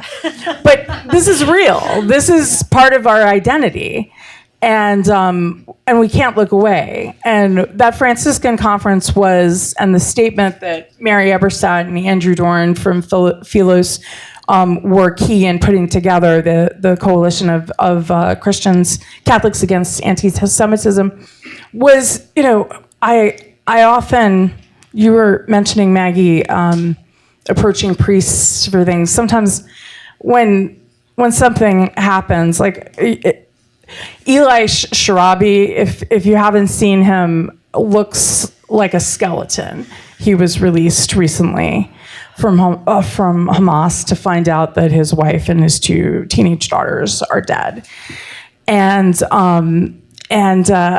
you know, when I see things like that, I want us to be marching in the streets. You know, I always wanted, like, why aren't we? I remember during the HHS fight, the mandate during the Obama administration, one of my colleagues saying, why aren't you, like, marching on Washington? It's like a good question. But so last night, I joined some Franciscan University students, and I know at least one person in the room was there too, for a holy hour, a simple holy hour. And we asked, because Franciscan has a little DC, some rooms and things now that's near Immaculate Conception by the Convention Center. So we asked Father Gallagher there, and he was happy to have people pray. And I remember, and I bring this controversially, I always bring this topic up in this context because I think it goes to Jonathan's point about the culture and the polity. I don't think we'd be as indifferent as sometimes we are to the pain of abortion if we weren't as indifferent as we are to anti-Semitism. I think it's all related. And I remember when Live Action had done these undercover videos, and they were selling the remains of aborted babies, and it was happening in New York. And I'm the chair of Cardinal Dolan's Pro-Life Commission, and I said to everybody, I said, we have to do something. Like, this is the flagship Planned Parenthood is in our diocese. And yeah, I don't know how to organize a march, but I asked Father Jerry Murray, could you make your church available for a holy hour, praying for mercy and in reparation for all that's happened? And we did for the rest of the year. I think it was like 6 months left or something. And you know, everyone but one, we had a bishop there. And it was a small showing, but it was people who were ardently praying, and if one or two were gathered in my name, right? So I do encourage people who are here or listening, and do things that seem small, like saying something to the guy on the Amtrak train, who's obviously Jewish, or doing a dedicated, holy hour. Start at this Lent, start at Holy Week, start whatever you decide to do. Prayer is action if we actually do believe our faith, and I would say we owe it to our Jewish elder brothers, fathers in the faith, to make moves like that. Amen. Brief follow-up question, Catherine. While we know that anti-Semitism has been an issue well before the Zionist movement and the founding of the State of Israel in 1948, it's hard to untangle this issue from the current political complexities. So why should Catholics in particular fight the temptation to remain apathetic? And I think you've answered that a little bit, but if you had any additional comments. I often think of Cardinal O'Connor, who was a bishop in New York. And he founded this religious order, the Sisters of Life, who take the normal nun vows, poverty, chastity, and obedience, and then they add one for the protection of human life. And this is just a little reflection, and you'll see why I'm reading it, that they wrote about Cardinal O'Connor.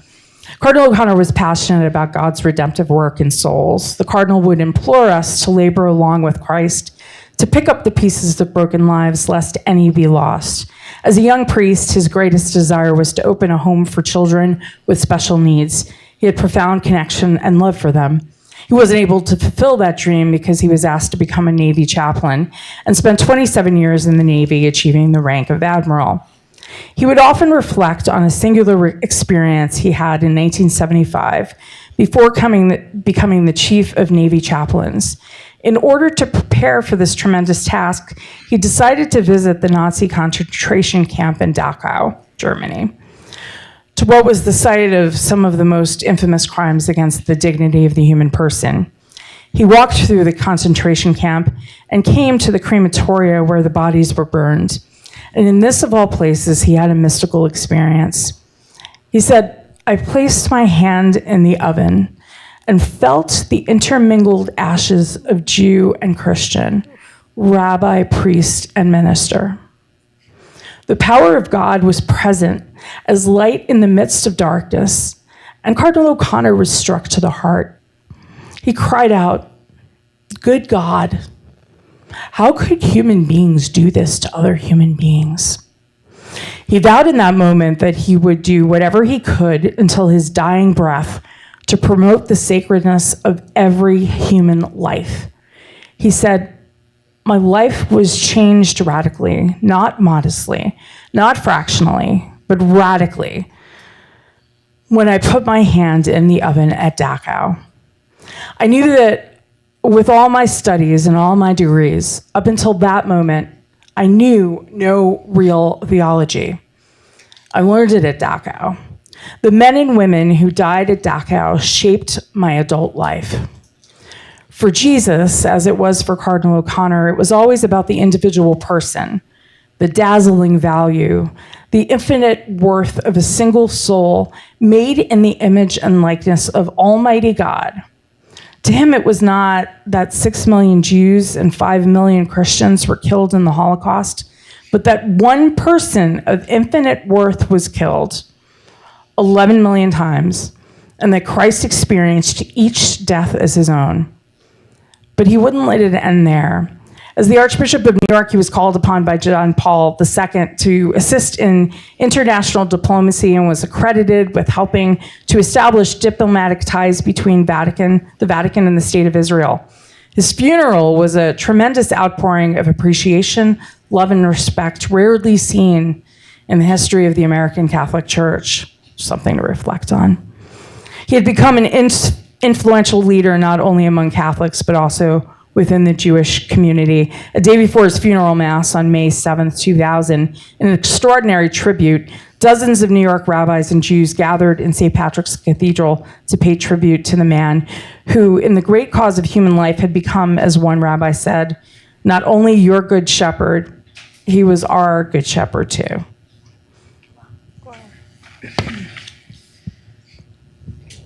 Wow. Thank you, Catherine.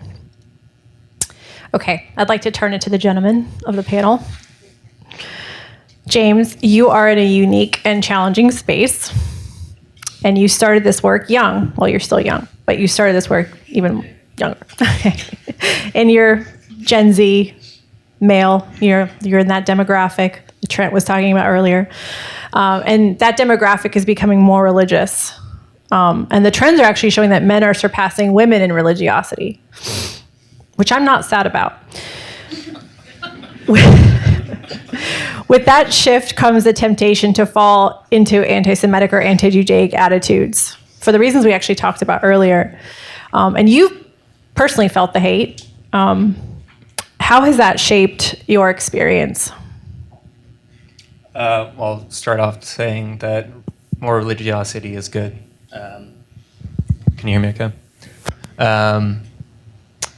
I guess it's more, I attended this panel with Ross Douthat recently at Seaway, and they were talking about this idea of whether or not this return to religion is a good thing. And it, of course it is, but with the religious impulse, there's also danger with it being hijacked to something Trent was talking about, that religious fundamentalism, where I think a lot of guys who are Gen Z, my age as well, are coming from a very chaotic world and they want things very simplified. And so I think once they come into this space, they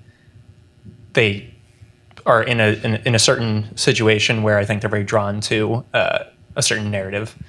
In my case, I can't really say I've felt the hate. It's been indirect, if anything. And it's not in the same way, we speak about as Christians will be persecuted for our faith, and that does happen. But having gotten to know Phil, working with the Philos Project and being in the space and having friendships with the Jewish people, Aristotle speaks of a friend being another self. And it's through that I've felt the hate, whether or not it was directed towards me. There is definitely this spiritual aspect to it that I felt that I don't think I've ever felt with other cases, even going, to the March for Life growing up.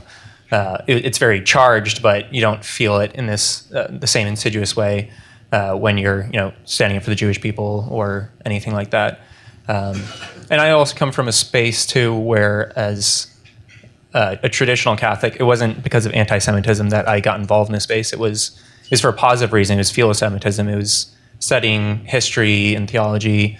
I had a senior class on the Holocaust, on totalitarianism. So it wasn't like I saw anti-Semitism within the church and was like, oh my gosh, I need to go solve all the problems that this entails. But it was being drawn through a positive good, through the Jewish roots of our faith, through theology class, reading an exegesis on Romans 9-11, and that paradigm shift of this idea of being grafted into the promises from the Old Testament and the Jewish people. And I started to gain this theoretical desire to come to engage in that more and engage with the Hebraic and Jewish roots of our faith. But it felt fake unless it was also a connection to the living people that tradition came from. So that's what led me to Philos. But I wouldn't say, in the cases of, I went to Christendom, studied there. There's a lot of potential there where people are very much raised on Vatican II, and a lot of good that came from it as well. But I think with this new influx of converts who are coming from that chaotic world, they're also bringing with them, kind of the meme, social media culture as well. And it's almost like, early church, where all of a sudden when the church opened up to Gentiles, you had this huge intake, but also with that came a bunch of different sort of baggage, I think, as well. Would have been, earlier pagan anti-Semitism. So you almost get, I guess, a potential for, with this rise of converts, which is a good thing. Also the dangers that they might be carrying certain presuppositions and social media baggage, or Gen Z baggage as well, which could turn dangerously. But yeah, it is very acutely felt in a way that I've never felt with my own faith, in terms of being hated for just being Catholic. In Phil's case too, even if I'm just around him in certain situations, you can kind of feel there's this very acute apparent hatred. And it goes to, I think, a lot of the same hatred of the God of Abraham, Isaac, and Jacob. The fact that we are so united, that you have, at the same time, there's rising anti-Semitism, of course, attacks on Christians elsewhere. But I think something people don't realize is that while Christians are the most persecuted worldwide in terms of numbers, ratio-wise, if you're Jewish, you're much more likely to be persecuted than if you are a Christian. And the places that Christians are being persecuted is because of radical Islam or things like that. So you have to be in a very specific situation. But I think just any Jew across the board is likely felt that hate. But yeah, again, for me, it's come from that positive aspect of growing in friendship through a love of the Hebraic roots for our faith, that I've come to, feel the pain of a friend as well. Thank you, James. Yeah, we're very careful at Philos Catholic not to use the word traditional, because there's nothing more traditional than being Hebraic and being tapped into your Jewish roots. So, that phrase Catholic fundamentalist, I think, is a better way to be talking about it. Thank you, James. You kind of reminded me that wonderful article by Rabbi Jonathan Sachs on creative minorities, where he says when Jews and Catholics, or Jews and Christians, are finally kind of united and work toward the true, the good, and the beautiful, then Christian persecution is something we can more seriously tackle. Really, really moved by that. If you haven't read that article, it's on First Things, worth the read. Phil. Okay, in our Beyond Rome podcast with you and James, a Gen Z Jew and Catholic walk into a bar. Well, it happens frequently with these two. Both young Gen Z men. You're both devoted to your respective Catholic and Jewish traditions. And someone commented, if me and James were really your friends, Phil, you would have converted by now. All right. How would you respond to that perspective? And more broadly, why do you think misunderstandings and divisions between our faiths have persisted for centuries? Sure, thank you. It's a real pleasure to be here. My whole life, I like to say that I've been an Orthodox Jew amidst a sea of intellectual Catholics. And so I think I texted one friend of mine that I was speaking at CIC, and he said, "It's about time you've come home." So So it's a real pleasure to be here. Yeah, so that episode that we recorded was just trying to give a taste of something that James and I actually do, which is to have a drink and talk about all the good things. And this comment that this obviously anonymous troll made on the post, it really did strike me. It was very hurtful for a few reasons. First, shortly after that podcast, Simone and I had the privilege to speak to Professor Hildebrand from Franciscan. And I had mentioned that we received this comment, and he was very disturbed by it and said something that I think was so moving. He said that that's just simply not how God's grace works. God's grace doesn't work in such a way that if they were just better Christians, then they'd have converted an Orthodox Jew. But I also think that looking at a very objective level, it is an awful way to view friendship. I think most good friendships are built off of curiosity, of mutual respect, of wanting to learn from one another. And I have spent my entire time here at the Philos Project learning from James, Simone, and from the entire team. And a recent example, I'm reading, as part of a reading group, James Joyce's A Portrait of the Artist as a Young Man. And I am an Orthodox Jew reading a book about early 20th century Catholicism, frankly. And there were many passages that I simply was just unaware of. Was Joyce describing a caricature of something? Was this an accurate representation of things? And what do you know? I have two people who I know that I can reach out to and have our friendship blossom, doing something that we both love, talking about literature, talking about theology. And I also think that just building these friendships is so key to the future of Jewish-Christian relations. A few weeks ago, I was in Dallas with the Philos Project at NRB, the National Religious Broadcasters Convention. So it's not a Catholic crowd, it's an evangelical crowd. And I was one of probably 7 or 8 other Jews who were there amidst a sea of thousands of people. And what struck me was I was the first Orthodox Jew that many people have ever met. And once they realized that I wasn't a Jew who had converted to Jesus and was a practicing Orthodox Jew, they were amazed. Frankly, I was amazed too. I was amazed that so few people, with churches with thousands of members, had never met an Orthodox Jew. And I think, facilitating those friendships goes such a long way. And so about saying something to the man on the Amtrak train, one thing that I want to highlight is, so on October 7th, I was, of course, in synagogue. It was a Jewish holiday. And things started trickling into synagogue. And as someone who defended his master's thesis on Israeli counterterrorism strategy, I was unsure about what to believe, if how accurate this is. And of course, I can't turn on my phone. There's one more day left of the holiday. It was a very painful, of course, holiday. And by the time I turned on my phone and I had seen everything that had occurred, and after I finished crying, I noticed I was so distracted by reading the news, my phone kept ringing. And I kept rejecting whoever it was that was calling me. And lo and behold, when I finally listened to the voicemail afterwards, it was a Catholic professor at a university that I've never attended. We've just had a correspondence talking about literature and poetry for the past few years, who kept calling to say, I'm here for you.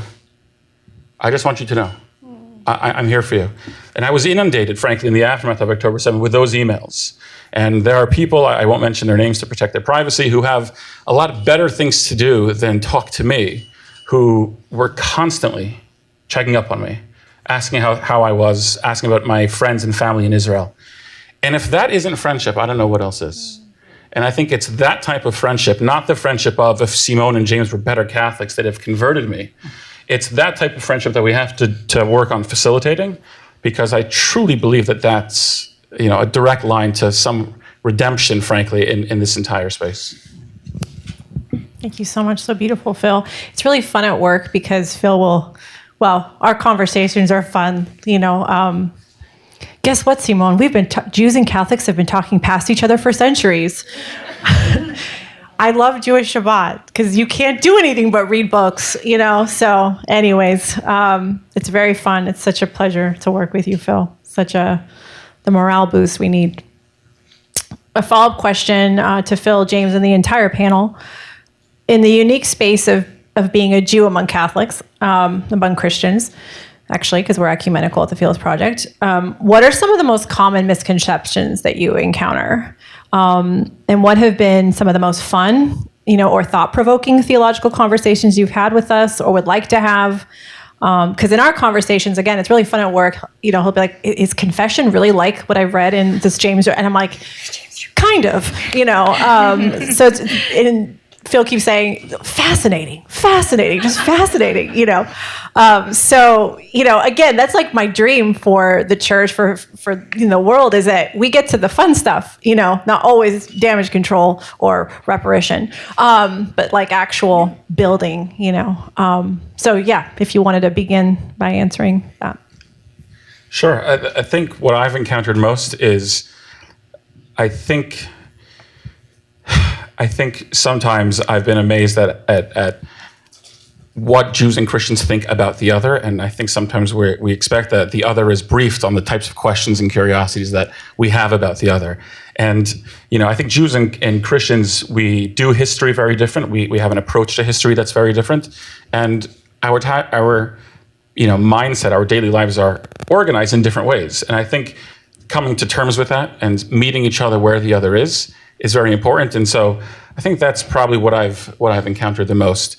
But I do keep using the word fascinating at work. I think I tried looking at it in our chats, and it nearly blew up my phone, frankly, the amount of times I've used it, because I think there is a lot of both of our traditions that we ought to share with one another, that we ought to show each other the beauty of our faiths.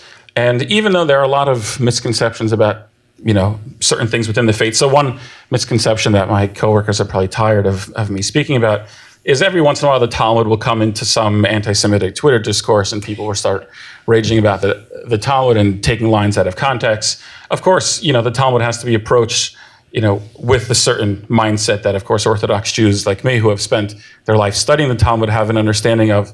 There's also a lot of pain, of course, in the Talmud with the disputations that occurred during the High Middle Ages. But I think it's being curious about those things. It's meeting each other there that I think is the way to overcome some of those misconceptions. Can I? Please. Yeah, because Phil, I don't know if you've thought about it this way, but you and I are kind of leading parallel lives because I'm one of the only Catholics at Tablet. So we sort of have a reverse situation there. And I have had the same experience, I guess, in reverse. Mm-hmm. Yes. And that was one of the things that made me so badly want to get my kids and anyone from my parish who was interested to attend a Shabbat service. Because I was like, there's just so much there. Like, there's just so much there. And my kids, who I can't get to sit still through a mass, will sit through a Shabbat service, and they participate fully. Oh my gosh. My son is like, I need a book to touch to this. Where's my sitter? I want to touch it to the scroll when it comes by. And it was great because it was a family Shabbat service. So the rabbi would take time to kind of explain. It was a Reform congregation, and she would take time to explain what was going on. And these little Catholic school kids, she's like, okay, so we're going to say the Shema. This is the Shema prayer. You cover your eyes. Look, all these little Catholic school kids are covering their face to recite the Shema. And it's so powerful. And it wasn't that dissimilar from a mass in many ways. Structurally, it was very familiar to them. And I just thought, what a gift. And, I imbibe so much. And I also have those texts with colleagues sometimes. Is this true? Have you really, and it's so enriching. And one thing that I've tried really hard, because I was trying to get my kids' school on board for stuff like that. And they were like, well, we do a Yom HaShoah thing. And I'm like, no, don't treat Jews like field trips, okay? Like, the Jews are not a field trip for you.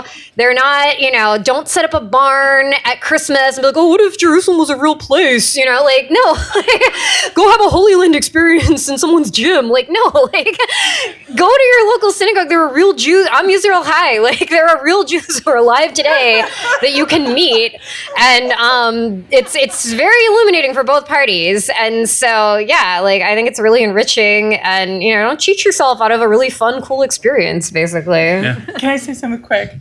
I went on one of the Philos trips to the Holy Land. It was my second time there, and both the first and second time I did this. But I was tired when I got there, as you tend to be, and my plan had been to go to the Church of the Holy Sepulchre the first morning, but I was tired and I went to sleep, and then I heard the Muslim call to prayer. I'm like, if the Muslims can pray, I can pray. And so I relived the experience I had had the first time that I was there. It was, I go off to the old city, and who's there? There are Muslims who are going to pray, Jews who are going to pray, and Christians who are going to pray. And I've said, and I don't think it's an exaggeration, it's like one of the safest experiences I ever had in an odd way, you know? Being in the old city at 4:30 in the morning or whatever it is, and everybody's going to pray. And it's really beautiful, and you realize, okay, you know, there is meeting ground here, you know? In fairness, though, that was a very exhausting trip. Well, we hadn't started that morning. I was already exhausted, apparently. Okay, some questions from the attendees. What is the dominant Jewish attitude towards Christians at this time? Is there any reverse bias? How does this affect the conversation? Sure, thank you. I'm always afraid when I'm asked these types of questions because I'm a little Jewish kid from Philadelphia, and I have no ability to speak on behalf of the entire Jewish population. Things would be different if I did, but alas, I don't. I think an important point to mention.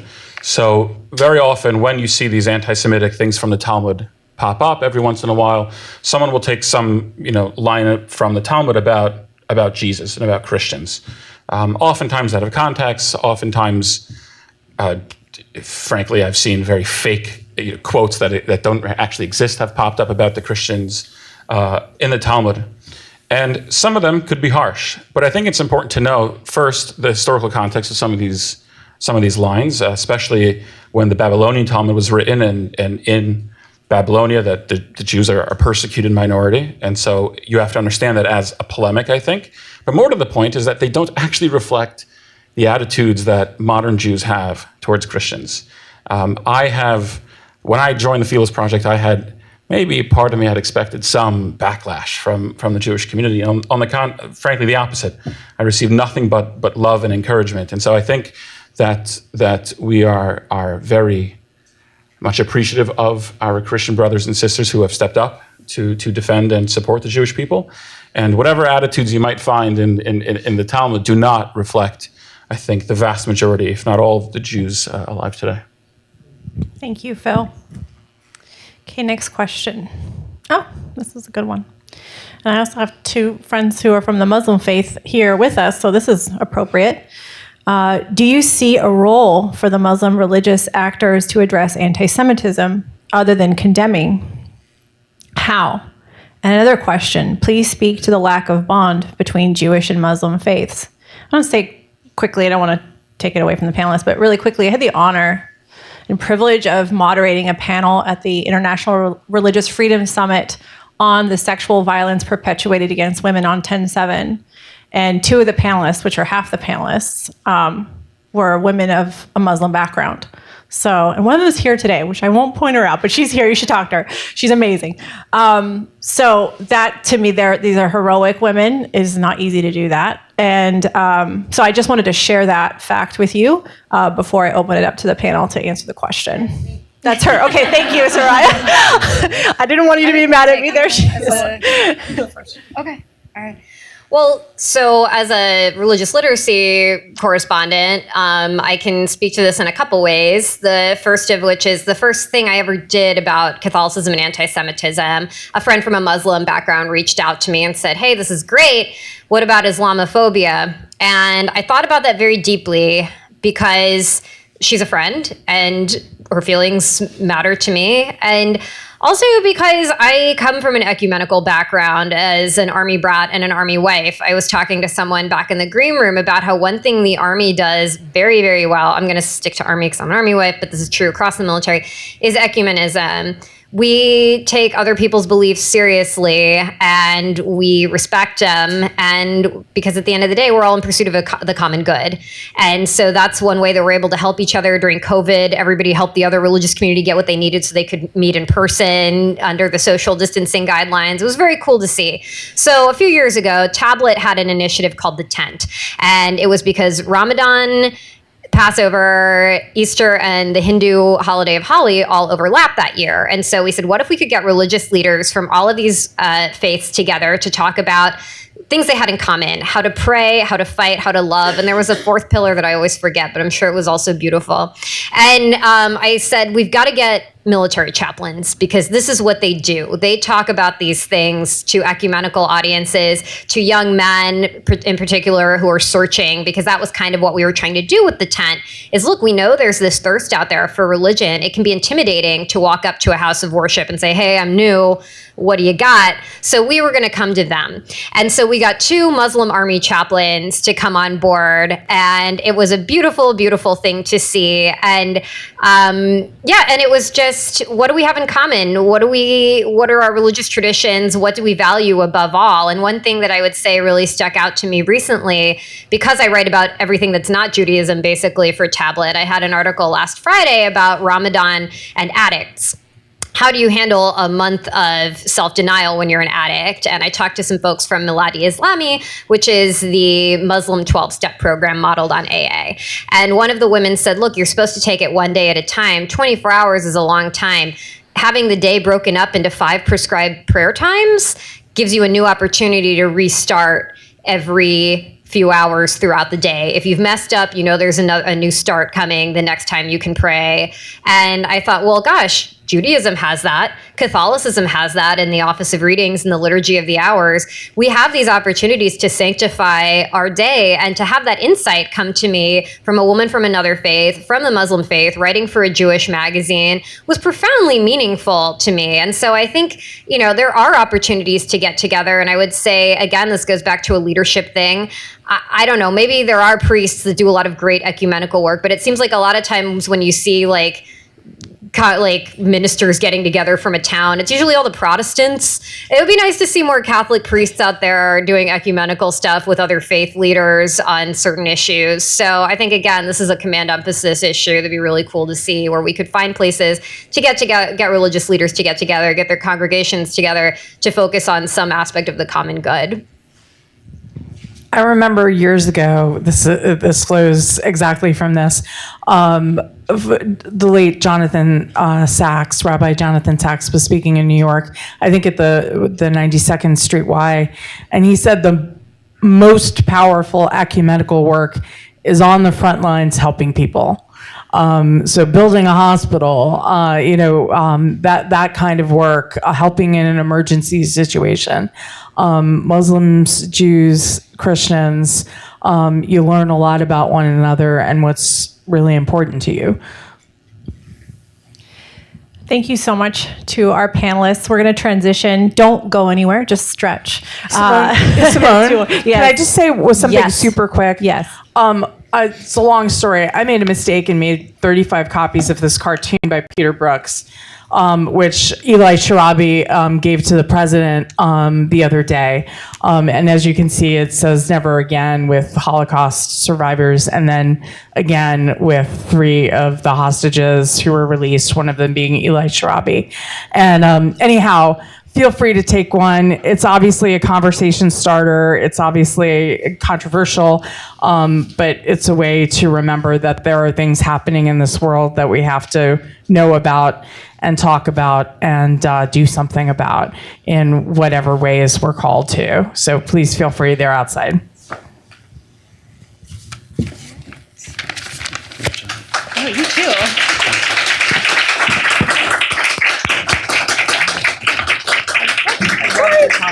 Oh, thank you. You too. I love the surrender prayer. I saw your bracelet. Yeah, I know. I've gotten to the point. Now I just need it on a bracelet as one line. I'm just doing it all the time on repeat in my head.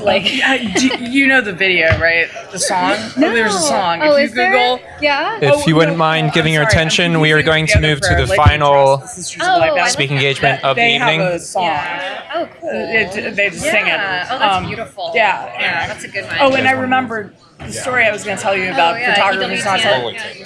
So it was remote, and the guy tells me, lower your computer screen. It was cleavage, nobody told me. On EWTN. Oh, no. Yeah. Oh, yeah, sure. Yeah, please. Yeah, go ahead. you so much. It's so vivid. Yeah. Oh, yeah. Powerful. I'll send it to you. There's more outside, right? Yes. Yeah, there's smaller ones too. Yeah. It's an equal opportunity. They bring the other one out. It'll, if you can get the little.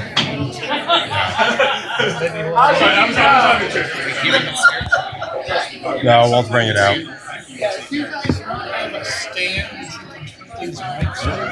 This is also a blind.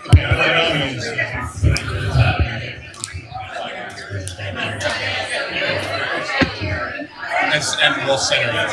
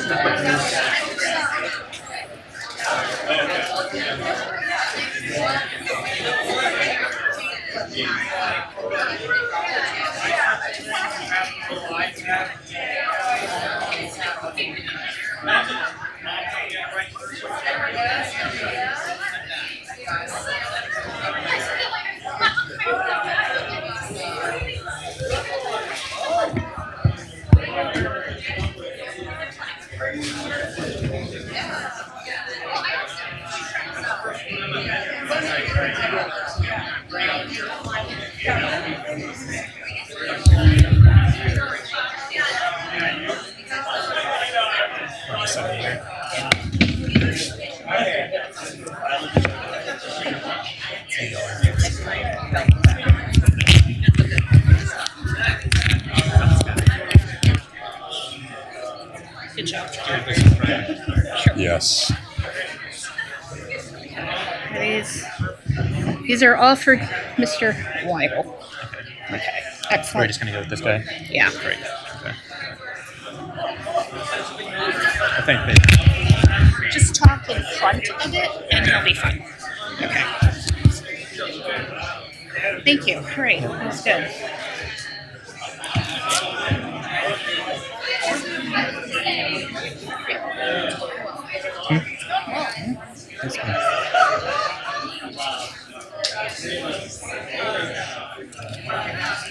does he need to move here?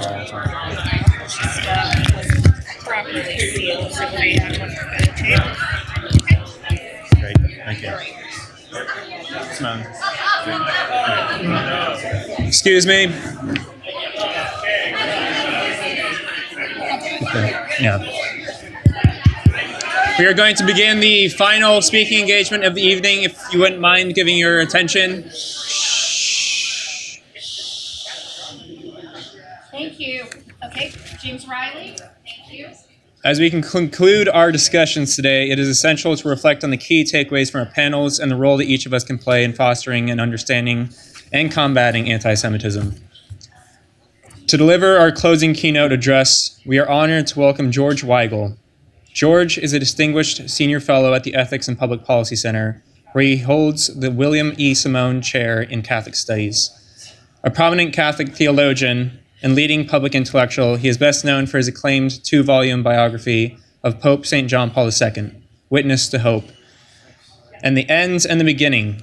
In 2017, he chronicled his journey as a papal biographer in Lessons in Hope. He has authored or edited over 30 books, contributing significantly to Catholic thought and public discourse. His talk, A Blessing to One Another, John Paul II and the Jewish People, will offer further reflections on today's sessions. Please join me in welcoming George Weigel.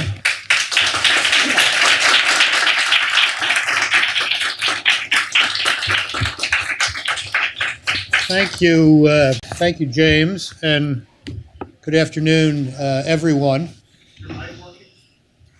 Should be. Is that okay?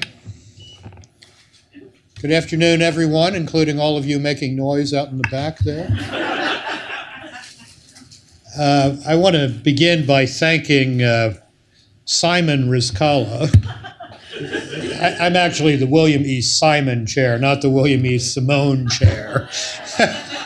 So I like to thank Simon Rizkallah and Philos, Father Charles, who's such a great gift to our Catholic community here in Washington, and the always impressive CIC staff, and You're welcome. Father Charles is thanking me in the back. And the colleagues who provided us with such a rich feast of insight over the past 4 hours.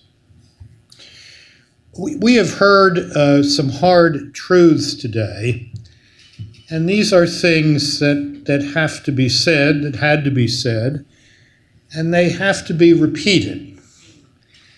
But I hope to end this encounter today on an encouraging note, reflecting on a witness to hope who accelerated the transformation of Jewish Catholic relations into a collaboration in favor of decency, civility, and the truth about the human person.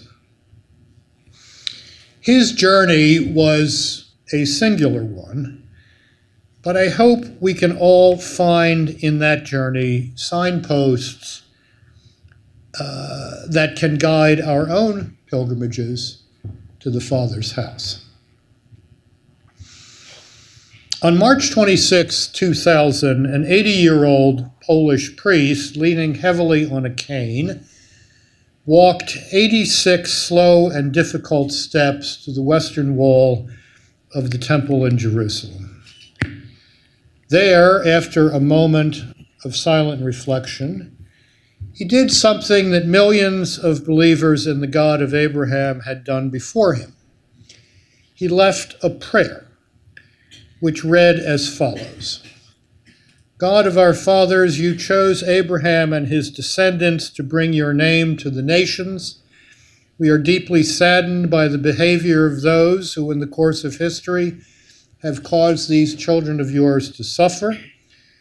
And asking your forgiveness, we wish to commit ourselves to genuine brotherhood with the people of the covenant. Amen. 3 days before, on March 23, 2000, that same Polish priest, who was, of course, Pope John Paul II, had gone to lay a memorial wreath at the eternal flame that honors the martyrs of the Shoah at Yad Vashem. John Paul's press spokesman, Joaquin Navarro-Valls, once asked John Paul if he ever cried. The Pope replied, "Not outside." No one who saw John Paul II standing before that eternal flame could doubt that he was crying inside, as he spoke of the great need for silence in this place. Silence in which to remember the dead, silence, as he put it, in which to try to make sense of the memories that keep flooding back, silence because there were no words sufficient to condemn the Shoah. Later that evening, my oldest Israeli friend, a distinguished soldier, scholar, and statesman who had seen a lot in his life, called me at my hotel in Jerusalem. I just had to tell you, he said, that my wife and I cried throughout the Pope's visit to Yad Vashem. This was wisdom, humaneness, and integrity personified. Nothing was missing. Nothing more needed to be said. How did this happen? The man the church now knows as St. John Paul II would have been the first to insist that he was not acting in an idiosyncratic way when he went to Yad Vashem and the Western Wall. There, as elsewhere in his remarkable 26-and-a-half-year pontificate, he saw himself and he conducted himself as an heir of the Second Vatican Council and its teachings on the filial debt that Christianity owes its parent, Judaism. And it's important to underscore this. For if John Paul II was acting idiosyncratically, then he was not bringing the full weight of the Catholic Church and its settled convictions to bear on what he said at Yad Vashem, and on what he prayed at the Western Wall. Still, as his biographer, I have to say that there was something intensely personal about the way he brought the church's convictions to bear in those places, so highly charged with symbolism, with emotion, and, Jews and Christians believe, highly charged with the truth of the world. The truth about good and evil, and the truth about the divinely intended, the divinely mandated entanglement of Jews and Christians for the salvation of the world. And until that is accomplished in full, our divinely mandated entanglement in combating evil demands that we witness together to the true, the beautiful, and the good. So he was not acting idiosyncratically at the Western Wall any more than he was acting idiosyncratically when he went to the Great Synagogue of Rome in 1986. It was only after Witness to Hope was published that I heard a story that I would have given gold, frankincense, and myrrh to hear when I was writing the book. There is a tradition at the Great Synagogue of Rome of no crosses, to the point where if you cross your legs, an usher will come with what looks like a pool cue and wrap them. This was confirmed by none less than Irving Kristol to me. So the great Rabbi Elio Toaf was getting some heat from his congregation about whether John Paul II, in coming to the Great Synagogue of Rome, would wear his pectoral cross, because there are no crosses in the Great Synagogue of Rome. And Rabbi Toaf went to see the Pope when this was getting a bit out of hand and said, look, I'm getting all of this heat. What can you do? And the Pope said, look, if I were coming to your shul as a tourist, I'd be happy to wear blue jeans. But I'm coming as the Bishop of Rome, and to make it clear that that's what I'm doing and what that means, I have to dress as I always do. Toaf goes back to his synagogue, and they're all there, and elders say, what happened? And Toaf said, the Pope and I are completely agreed he's wearing his cross. You wonder why the Pope loved Elio Toaf. Nonetheless, there was something distinctively personal about John Paul II's relationship to the Jewish people. And I'd like to trace a few of the elements of that for you briefly, again, as signposts along the path of his life that might provide some signposts for our individual journeys. The first of those personal experiences involved his hometown and his father. Wadowice, the small town outside Krakow where Karol Wojtyła was born and lived until he completed high school, was 20% Jewish in its population and had a long history, nurtured by its Catholic pastors, of tolerance and mutual respect. Thus, Karol Wojtyła had many Jewish friends as a boy and teenager. Some of them remained his friends for life, while others perished in the Shoah. He also had the example of his father, a man of granite-like integrity, a retired military officer who had served for decades in the army of the Austro-Hungarian Empire, which was arguably the world's first great multinational institution. The Wojtyła family apartment was in a building owned by the Jewish Bauermuth family, who ran a small store on the first floor, the ground floor. And after Emilia Wojtyła died, when the future pope was not yet 9 years old, young Karol and his father often took their meals in this shop owned by a Polish Jewish family.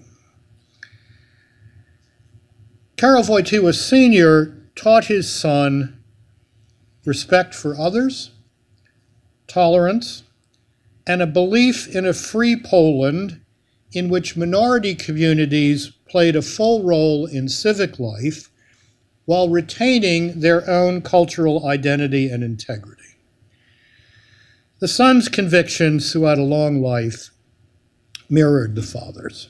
The second personal element in John Paul II's distinctive understanding of Jews and Judaism involved his own personal experience of the Second World War. I have often thought that in John Paul II's writings, particularly after the fall of communism, on the future of free societies, the future of the democratic West, that the shadow of the Weimar Republic loomed over those reflections. Weimar, interwar Germany between the First and Second World Wars, which I find I have to explain to more and more audiences these days, but I don't have to explain here. I was actually teaching in Rome last fall, and I was talking about this, and I said Weimar Republic, and they're absolutely blanks. There's students from all over the world. And I said, anybody know what the Weimar Republic was? No. Anybody seen Cabaret? No. I'm getting very old here. The Weimar Republic had a beautifully balanced constitutional structure designed after the First World War by some of the leading social scientists in the world, including the legendary Max Weber, one of the founders of sociology as we know it. What the Weimar Republic did not have was a sufficiently sturdy moral cultural foundation on which those institutions of democratic self-governance rested. So when the combination of historic resentments, mentioned appropriately by Jonathan Silver, the Great Depression, and the rise of the man that Winston Churchill described as a maniac of ferocious genius, combined, that beautifully constructed structure, it didn't collapse. It elected the man who destroyed it. That truth of history, which John Paul II knew in his bones, was always in the back of his mind. Democracies without a sufficiently thick moral cultural foundation based on a correct understanding of the dignity and infinite value of every human life risk implosion.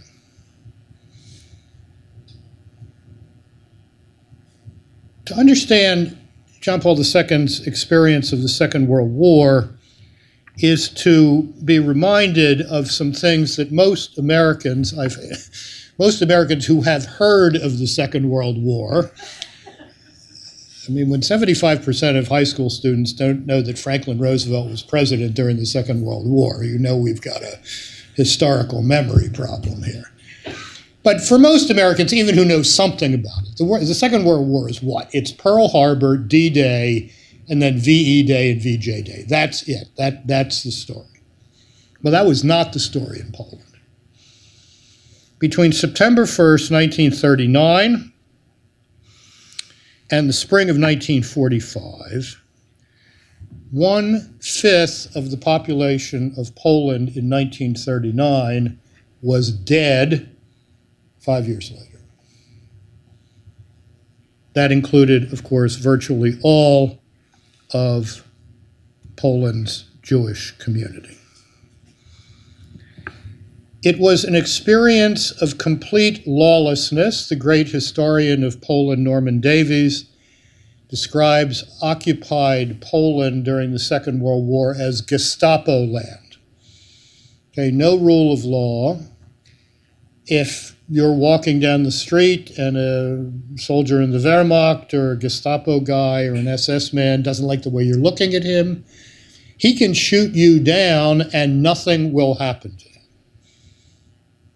A world without the rule of law. One of John Paul II's seminary classmates in the clandestine seminary they both attended during the war years told me that it was not a question during that period of knowing whether you would be alive at Christmas or next Easter or on your next birthday. It was 5.5 years of not knowing whether you would be alive tomorrow night. That cauldron of hatred and violence was, I believe, the most formative experience of Karol Wojtyła's life. Because of that experience, he came to dedicate himself to the defense of human dignity and freedom through the priesthood of the Catholic Church. Some who shared that experience went mad. Others gave their lives to the ultra-mundane utopia of communism. Still others took up violent resistance and often perished as a result. Karol Wojtyła, member of an underground cultural resistance group that fought Nazi tyranny by keeping alive the idea of a free, open, and tolerant Poland, came through those 5.5 searing years with a different commitment, a commitment to defend the dignity and value of every human life. I sometimes think of this experience and its effect on John Paul II through a geological analogy. We all know that there are terrible forces at work beneath the crust of the earth. Powerful, fiery forces. They sometimes spew out violently as lava, which destroys everything in its path. They sometimes create earthquakes. They sometimes create tsunamis. But something else forms under that intense heat and pressure beneath the surface of things. Diamonds, the hardest substance known in nature, gems that are both beautifully brilliant and capable of cutting through what seems impossible to penetrate. The years between 1939 and 1945 made Karol Wojtyła into a kind of human diamond, whose cutting edge could break through the seemingly impenetrable, like the Berlin Wall, and whose brilliance could lead a very tough woman, Elena Bonner, the Jewish wife of Andrei Sakharov, to say after spending an hour with him, he is all light, he is a source of light. John Paul II's approach to Jews and Judaism was also shaped by a distinctive conviction. Karol Wojtyła came to the papacy convinced that the world story and the biblical story are not stories running on parallel tracks. Rather, the biblical story, the story whose headings in the Hebrew Bible are creation, fall, promise, and prophecy, the story Christians believe continues in the New Testament under chapters titled Incarnation, Redemption, Sanctification, the Kingdom of God. That biblical story is the world story, rightly understood.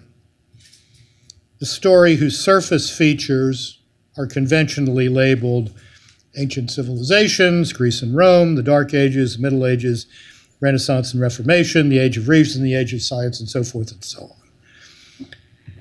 But these are not parallel tracks. The biblical story is the world story read in its deepest dimension and against its most ample horizon.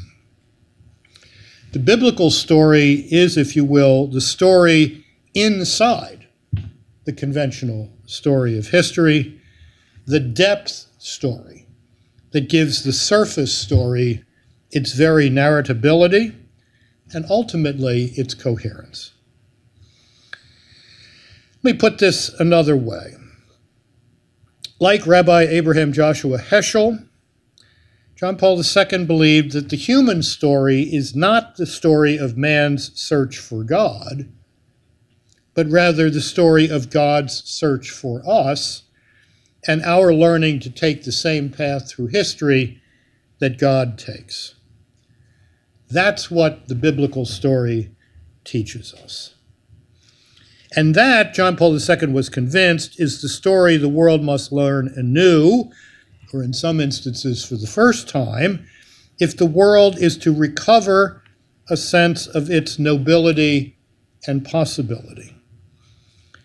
In that conviction, John Paul II became a pilgrim to the world, a biblical pilgrim telling the world its true story.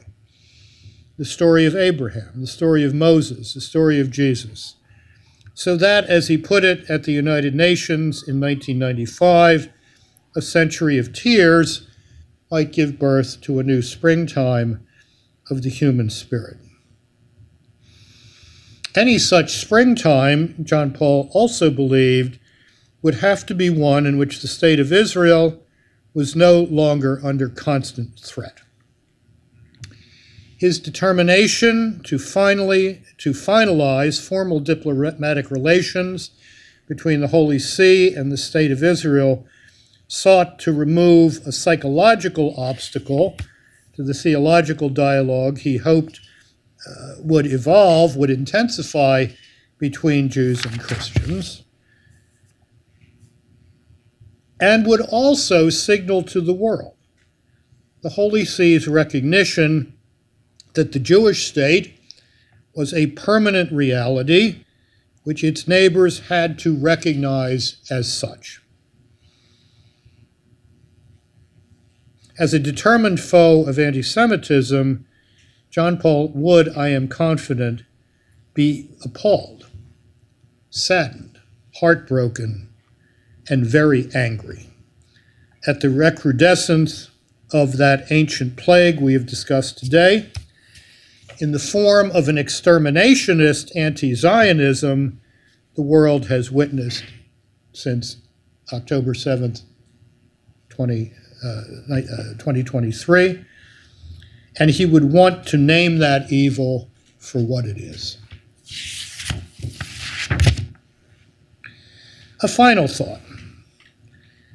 John Paul II's wish that Jews and Christians be a blessing to one another was not only focused on the past and the pain of the past, but on the possibilities of the future.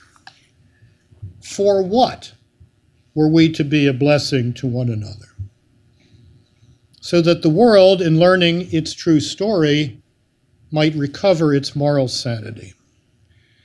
So that the peoples whose basic moral code comes from Sinai might be lights to the nations, witnesses to human dignity, and defenders of human life and human freedom.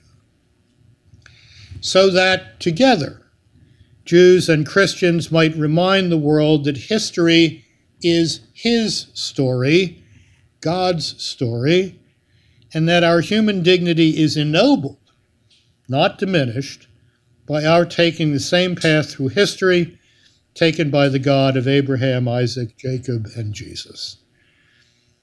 And so that the dialogue about election and covenant, messianic hope and divine promise, the redemption of Israel and the redemption of the world, a dialogue tragically cut off during the First Jewish-Roman War in 70 AD, could be reconvened after some 1900 years.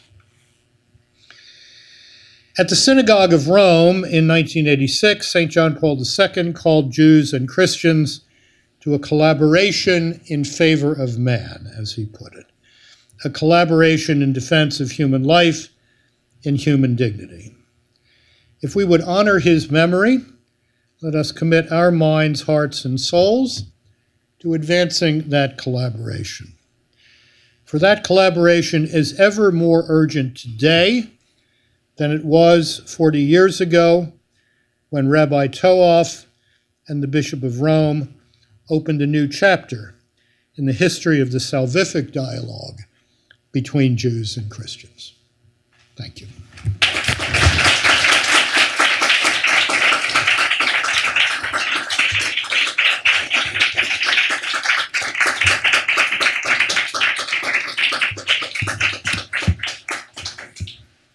Thank you, George, for your powerful words and for unpacking for us the prophetic vision of John Paul II. Because Philos Catholic and our mission, it goes beyond the Coalition of Catholics Against Antisemitism. It's a prophetic vision as unpacked by George of John Paul II, that we would be a blessing to one another. Before we wrap up, I want to personally invite you to add your name to the Coalition of Catholics Against Antisemitism. If you scan the QR code or you grab a postcard from the back or visit catholicsagainstantisemitism.org, you can read it and you can sign it. If you feel called, please consider making a donation to support this mission of education, of advocacy, and of real action against anti-Semitism. Every signature and every dollar helps expand this crucial work, which I'm glad, Mary, you pointed out. We want to do more programs for the youth. I also want to extend my deepest gratitude to our incredible panelists and our speakers who are so generous being here. To Mitch Boersma and to the Catholic Information Center for making this event possible. To Angelica Tom, whose dedication and hard work made this especially pleasant to coordinate. I also want to thank the Philos team, the Philos DC team, and also Frankie, our photographer. Thank you. So Frankie, this was not planned, but Frankie reached out and said, I'm a photographer, can I take pictures? And I went, well, I have no money for you. He said, no, it will be my gift. And I said, that's very generous. Why? And he said, well, because I love our Jewish brothers and sisters. So thank you, Frankie. And thank you finally to all of you for your presence, your willingness to engage this conversation. It does matter. Please continue this conversation. Please share the recordings, share our work, join our efforts, and please be a part of this community. God bless you all. Have a wonderful evening, and thank you so much.